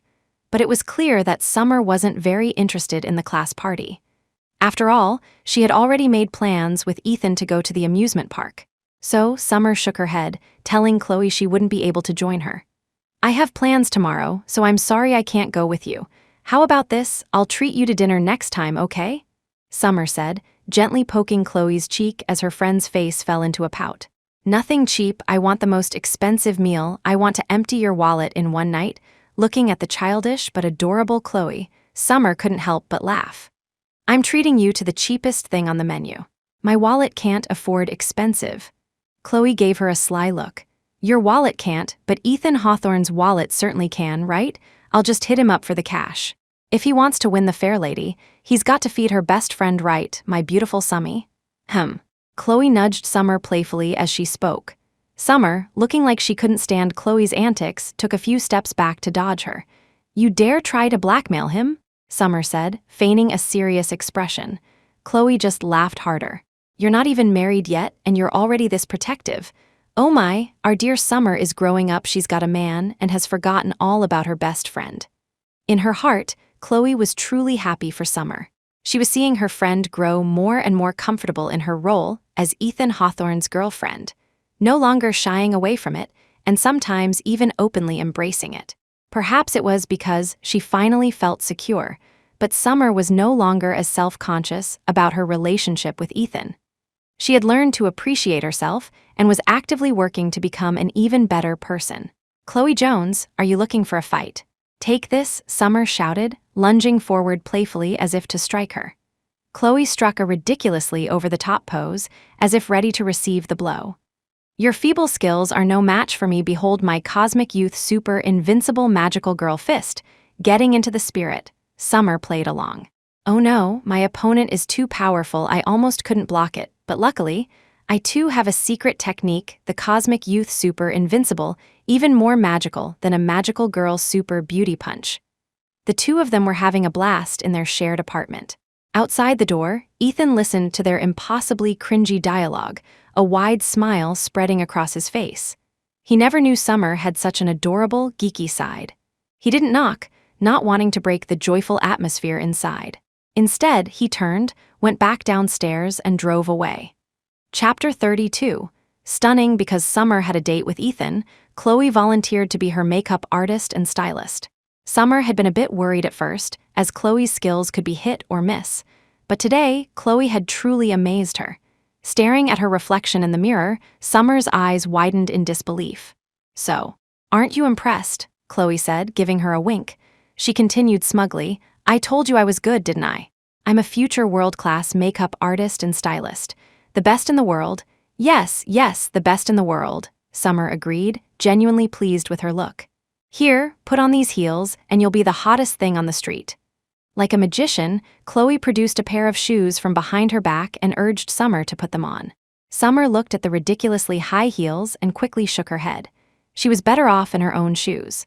She was afraid that if she put those on, she'd break her neck before she even made it out of the dorm. No, I'll stick with the shoes I have on." "Fine, have it your way." Chloe waved her hand dismissively, then peeked downstairs. "Ethan has probably been waiting for a while. Hurry up, grab your bag and go." "Got it." "Oh, and don't forget you still owe me dinner," Chloe shouted as Summer headed for the door. Summer nodded. I know, I won't forget." When Summer came downstairs and appeared before Ethan, a look of genuine surprise and awe flashed in his eyes. Summer wasn't the kind of girl who was strikingly beautiful at first glance, but she was easy on the eyes, with a comfortable and pure aura. Her smile was sweet and warm, like a small sun, full of healing energy. Her best feature was her pair of clear, bright eyes, which gave an immediate impression of purity and kindness. Normally, Summer didn't wear much makeup or pay attention to fashion, so her natural advantages were often overlooked. But today, with her exquisite makeup and sweet styling, she was different. Chloe had masterfully highlighted her best features. The Summer standing before him now possessed a new level of charm. Noticing Ethan staring at her, Summer immediately felt self-conscious and instinctively lowered her head. Maybe I should go back, wash my face, straighten my hair, and change into my regular clothes." But Ethan quickly grabbed her hand. "You look beautiful today," he said. "So, where are we going?" Summer couldn't take a compliment without blushing. Feeling that she couldn't let him see how flustered she was, she covered her shyness with a small cough and quickly changed the subject. Ethan thoughtfully opened the car door for her. "First, I'll take you to get something to eat, and then we'll head to the amusement park." He naturally knew that she had probably skipped breakfast again to get ready. "Okay," Summer nodded. She was actually starting to feel hungry. Chapter 33. Strawberry ice cream. After filling their stomachs, the two headed to the amusement park. "Wait here for a second," Ethan said softly, letting go of Summer's hand before quickly walking off in another direction. Summer had no idea what was going on but guessed he had something to take care of. She didn't ask, simply waiting obediently for his return. "Miss, would you like to buy a balloon?" a small, sweet voice asked. Summer felt a little hand tugging at her skirt. She looked down. It was a little girl, about 6 or 7 years old, with 2 pigtails and adorable rosy cheeks. Looking at her, Summer felt her heart melt. She smiled. "How much are the balloons?" "Mommy said $6 each," the little girl said, holding up 6 fingers. She then scratched her head and added, "But if you don't have money, you can trade 6 pieces of candy for 1 balloon." Summer found the little girl's earnest expression utterly charming. She rummaged through her bag. She had a habit of always keeping some candy with her, no matter where she went. Today was no exception, and she was glad for it, because her candy finally had a purpose. She pulled out a handful of sweets, knelt down, and offered them to the little girl. "Here, these are all for you. Summer said, unable to resist gently ruffling the girl's hair. The little girl took the candy and picked out a pink balloon for her. Here, this balloon is for you. I don't have anywhere to put a balloon. Just consider the candy a gift because you're so cute, Summer said with a gentle smile. In the sunlight, her smile was as bright and radiant as the sun itself. She was so captivating that even Ethan, watching from a distance, was mesmerized. After the little girl left, Summer turned around to see Ethan walking toward her with a smile, holding 2 ice cream cones. So you left to buy ice cream? Strawberry, I thought you'd like it. Ethan handed one of the cones to her. It was his first time in a relationship, and he had no experience. He had even done some research the day before, and discovered that most girls seem to love ice cream. One article even said that for some girls, happiness was as simple as having the boy they like buy them a strawberry ice cream cone. So when he saw an ice cream stand, he couldn't resist buying 2, though he wasn't sure if Summer would like it. Thank you, Summer said, taking the cone, a sweet feeling blooming in her chest. He had guessed right. She adored ice cream, especially strawberry. Do you know why I like strawberry ice cream so much? She asked with a smile as she licked her cone. There's a story behind it. What story? Ethan asked, curious. He was eager to hear more about her, to understand her better. When I was little, my family was very poor. To give me a better education, my parents worked tirelessly to send me to what was considered a private elementary school in our town. I didn't fit in there, so I was bullied a lot. As Summer spoke, it was as if she was transported back to that time. Chapter 34. Ambience in the haunted house. After a pause, she continued. One day after school, a group of mischievous boys cornered me and wouldn't let me go home. I remember crying so loudly. Then, the old man who ran the school's tuck shop came running over. He chased the boys away, comforted me, and gave me a strawberry ice cream. From that day on, Summer had loved strawberry ice cream. To her, it felt like the warmest gift and the most delicious thing in the world. Seeing the warm smile on Summer's face, Ethan felt a pang of heartache. He had never imagined that her childhood had been spent enduring such cruelty. At that thought, he tightened his grip on her hand, his eyes filled with a new determination. He would protect her future. He would never let her suffer again. Eventually, at Summer's suggestion, they found themselves at the haunted house. As they entered, Summer felt a flicker of fear, but it was mixed with a thrill of excitement. She had never been in a haunted house before. This was a first for her. She had always been curious about them, but was always too chicken to go in. She and Chloe had passed by them several times, and despite Chloe's repeated pleas, she had never agreed to set foot inside. But today, she was actually here, and it had been her own idea. The thought amazed her. If that girl Chloe found out, she would probably lecture her for days. What? Getting nervous? Ethan's lips curved into a smile. Beneath his mask, his azure eyes held an extra layer of mystery and allure. Summer braced herself, coughed a few times, and put on a brave face. Me, what's there to be nervous about? It's not my first time in a haunted house. I'm just worried you'll be scared. She was a master at bluffing, terrified but pretending she wasn't, her first time but acting like a veteran. Ethan, of course, saw right through her. But he was smart and considerate enough not to expose her. Instead, he squeezed her hand tighter. It's my first time, he said. I need to hold your hand tight or I might get nervous. Don't worry, I'm here. Summer's voice trailed off as her confidence waned. She felt both cowardly and overcompensating, as if she had just stolen the hero's signature line from a romance novel. Ethan knew she was terrified, so he subtly moved her behind him, taking the lead. For a while, they didn't encounter any actors dressed as ghosts. Summer figured they hadn't reached the scariest part yet. Lost in thought, she wasn't watching her step. Suddenly, her foot slipped and she nearly fell. Careful! Ethan's reflexes were sharp. He caught her, pulling her gently into his arms. Summer found herself lying in his embrace in a rather intimate position. Looking at Ethan's sensual lips beneath the mask, she unconsciously swallowed. At that moment, Ethan began to lean in closer. Seeing her subtle reaction, his eyes crinkled into a smile, and the corners of his mouth curved into a perfect arc. Then, he lowered his head and covered her lips with his. Chapter 35. Her dependence on him, they continued walking, and the deeper they went, the creepier the atmosphere became. The background music was making Summer's skin crawl. She stuck close to Ethan, her eyes darting around nervously, terrified that something would jump out from an unknown corner. Just as she glanced back, something did lunge out from a corner behind her.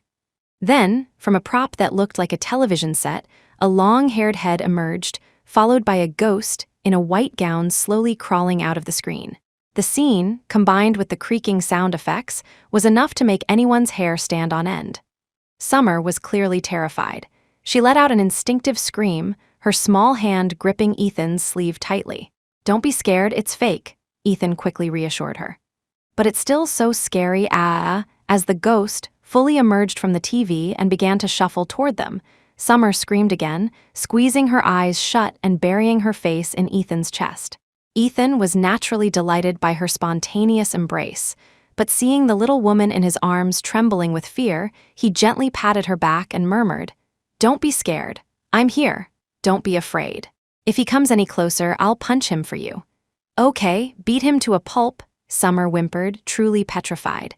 She huddled in Ethan's arms, not daring to open her eyes or move. At that moment, she felt that only in his embrace could she find any sense of security.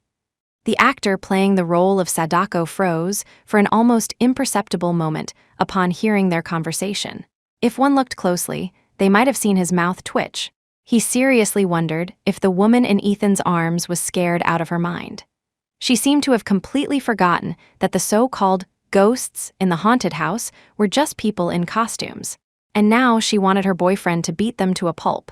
This was a tough way to earn a living if you didn't scare people. You were accused of being bad at your job. If you did scare them, you had to risk your life like this. Being a haunted house actor was hard. Don't talk, stay away. The moment the ghost spoke, Summer shrieked in terror, demanding that he keep his distance. The Sadako actor looked helpless but obediently took a few steps back. "It's okay, Summer. He's far away from us now," Ethan said, holding her as he walked forward. Hearing this, Summer slowly opened her eyes.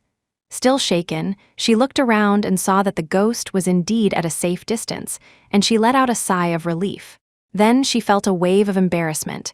Her reaction had been completely over the top. Was I super embarrassing just now?" She couldn't help but ask Ethan. Ethan just smiled. It was adorable. That's right. To him, she had been incredibly cute. He had never seen this side of Summer before. In that moment, for the first time, he felt her genuine dependence on him. Chapter 36, The Love Rival Summer. Hearing the name, the actor playing Sadako felt a jolt of recognition, and a hint of joy crept into his voice. Because Summer was wearing a mask, he hadn't recognized her at first. But when he heard Ethan say her name, it clicked, and he hurried a few steps closer. His sudden movement successfully terrified Summer once again. This time, however, she didn't scream. Instead, she grabbed Ethan's hand and started running for the exit. Ethan didn't say anything, letting her lead the way. They ran until they were outside the haunted house, where Summer finally breathed a true sigh of relief. But then she saw the person in the Sadako costume had followed them out and was now leaning against a nearby wall, panting heavily. "Why is she following us?" Summer whispered, hiding behind Ethan. She peeked out from behind him, her eyes wide with fear as she stared at the costumed figure. Ethan looked at the person, equally bewildered. He wondered if the employee was a little too dedicated to his role. Had he gotten too into character? They were already out of the haunted house. Why was he still following them? But the actor quickly pushed aside his long wig, pointed at Summer, and then at himself, saying excitedly, "Summer, it's me, it's me." Summer was completely confused. She clearly didn't know this person. "How do you know my name? Who are you?" As far as she could remember, she didn't know anyone who worked at the amusement park's haunted house. The man took a few more steps forward, but stopped under Ethan's icy glare. He continued, "You probably don't remember me. My name is Leo Gardner. We went to the same high school and now the same university. I'm in the computer science department, so even though we're at the same school, we don't get many chances to see each other." Leo Gardner. Summer racked her brain, but the name didn't ring any bells. She gave up. She truly had no memory of this person or his name. "That's right, Leo Gardner. My dad is a huge fan of the singer Jackie Cheung, and so is my mom, so that's how they came up with my name," Leo explained, scratching his head in embarrassment. "I remember I even went to your classroom once to give you a love letter." Someone had given her a love letter? Summer was incredulous. She had never received one in her life. If she had, she would definitely remember it. Her love life had always been non-existent. Any boy who gave her a love letter would have been a rare species indeed. "You really gave me a love letter?" she asked doubtfully. Beside her, Ethan's expression was thunderous. He glared at Leo. "This kid's got some nerve, giving my girlfriend a love letter." "Yeah, but you weren't in the classroom. I think your class had PE next, so almost no one was there. I just secretly slipped it into your desk," Leo explained sheepishly. At this, Summer's jaw dropped. She quickly snapped it shut, an awkward smile spreading across her face. She finally remembered. That piece of paper she had thrown away, thinking it was trash. It must have been Leo Gardner's love letter. Chapter 37, "My dear wife, did you read the letter?" Leo asked, his eyes full of hope. Summer felt even more awkward. She had mistaken it for trash and thrown it out. How could she have read it? I'm sorry. Maybe you put it in the wrong place or gave it to the wrong person. I never received any love letter," Summer said apologetically, but Leo was insistent. "I wouldn't mistake you for someone else. You're the one I like. I've had my eye on you since high school, but every time you saw me, you'd walk away so quickly. You probably never really noticed me." Ethan, standing beside them, was thoroughly annoyed. A love rival had appeared out of nowhere, followed them out of a haunted house, and was now reminiscing and unilaterally declaring his feelings. It was as if he, the actual boyfriend, didn't exist. Anyone would be upset. Ethan cleared his throat. With a cold expression and a sharp gaze directed at Leo, he turned to Summer and asked, "What would you like to eat later?" "Chloe told me there's a really good noodle shop near here. It shouldn't be too far." Summer had wanted to try that place for a while but never got around to it. This was the perfect opportunity. Ethan affectionately wrapped an arm around her shoulder. As he led her away, he said loudly, "Then we'll do as you say. Whatever my dear wife wants to eat, we'll eat." That "my dear wife" was clearly meant for the love rival standing nearby. As expected, Leo froze on the spot, his eyes filled with a flicker of despair. Ethan was very satisfied with this result. He was staking his claim, letting everyone know that he, Ethan Hawthorne, was Summer's boyfriend and future husband, and no one else was allowed to even look her way. As for Summer, when she heard him call her his wife, a jolt went through her. Her jaw nearly hit the floor. She suspected Ethan must have taken the wrong medicine this morning. She let him lead her away. But then, as if remembering something, she turned her head to look at the stunned and dejected Leo. "Sorry, we have to go now," she said, feeling it was rude to leave without a word. Ethan didn't want his girlfriend to pay any more attention to his rival. He would have preferred for her to leave without another word. But his own manners compelled him to turn as well. He addressed Leo. "It's rare for old classmates to run into each other, but we have other plans, so we can't stay. I'll treat you to dinner on Summer's behalf sometime in the future. Goodbye." With that, Ethan gave a polite nod and then turned, guiding Summer away. His words were both gentlemanly and another clear assertion of his claim, a perfect 2-for-1. Leo stood there, a look of utter desolation on his face. His first love was over before it had even begun. From Summer's reaction, it wasn't hard for Leo to guess that she had no feelings for him. But he still felt a sense of unwillingness. After all, Summer was the girl he had liked since high school, the very first girl he had ever liked. Chapter 38. Summer's counterattack. Even though Leo knew Ethan Hawthorne was powerful and influential, and that he was no match for him, he couldn't let it go. He didn't want the first girl he ever liked to be snatched away by someone else. So he made a secret decision. He would make his presence known to Summer more often at school and do his best to win her over. He believed that, aside from background and status, he was in no way inferior to Ethan. Of course, this was just his own opinion. A man with a hunchback can never see it himself. In the following days, Leo truly did show up outside Summer's classroom every day to make his presence known. Unfortunately for him, Summer rarely left her seat during breaks, preferring to sit and read. Unable to see Summer, Leo decided to start with her best friend, Chloe. He tried all sorts of ways to please Chloe, hoping to win her over and get her help in pursuing Summer. He was so persistent that Chloe wanted to punch him on several occasions. "Hey, aren't you tired of this? How many times are you going to show up in one day?" Chloe rolled her eyes in exasperation. This guy was driving her crazy. He had already appeared twice during a single short break. Leo just smiled placatingly. Not at all, not at all. I'm just out of options, so I was hoping a kind and beautiful junior like you could help me out. Chloe said snidely, even if you feed me until I'm stuffed and win me over completely, you still won't be able to win Summer over. Why not? Why not? Dude, why do you think? Summer already has a boyfriend, okay? And her boyfriend is the famous genius CEO of the Hawthorne Group. Chloe's eye roll was epic. Leo didn't like hearing that. He retorted like a disgruntled youth, so what? Is being rich and powerful such a big deal? You can't measure love with things like that. He looked at Chloe with disdain and continued, take away the Hawthorne family, take away all his titles, and what is he? I'm different. Everything I have, I earned through my own hard work. I believe that one day, Summer will see my efforts, see my sincerity, and accept me. Listening to his self-righteous speech, Chloe felt a headache coming on. This guy, he was probably living in his own little world.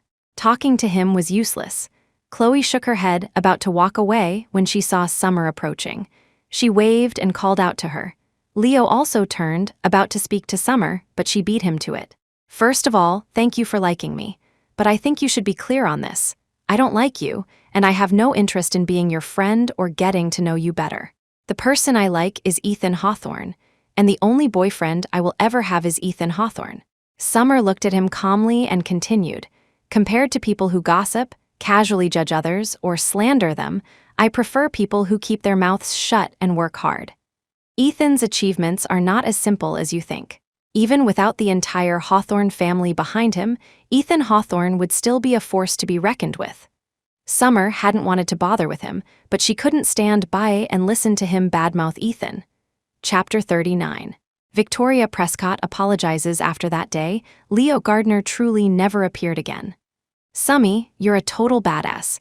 You shut that kid down so hard he couldn't even get a word in, Chloe said, full of admiration.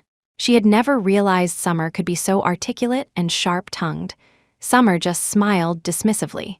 Some things are better dealt with sooner rather than later. Some words need to be said early to save everyone trouble down the road. That was just who Summer was.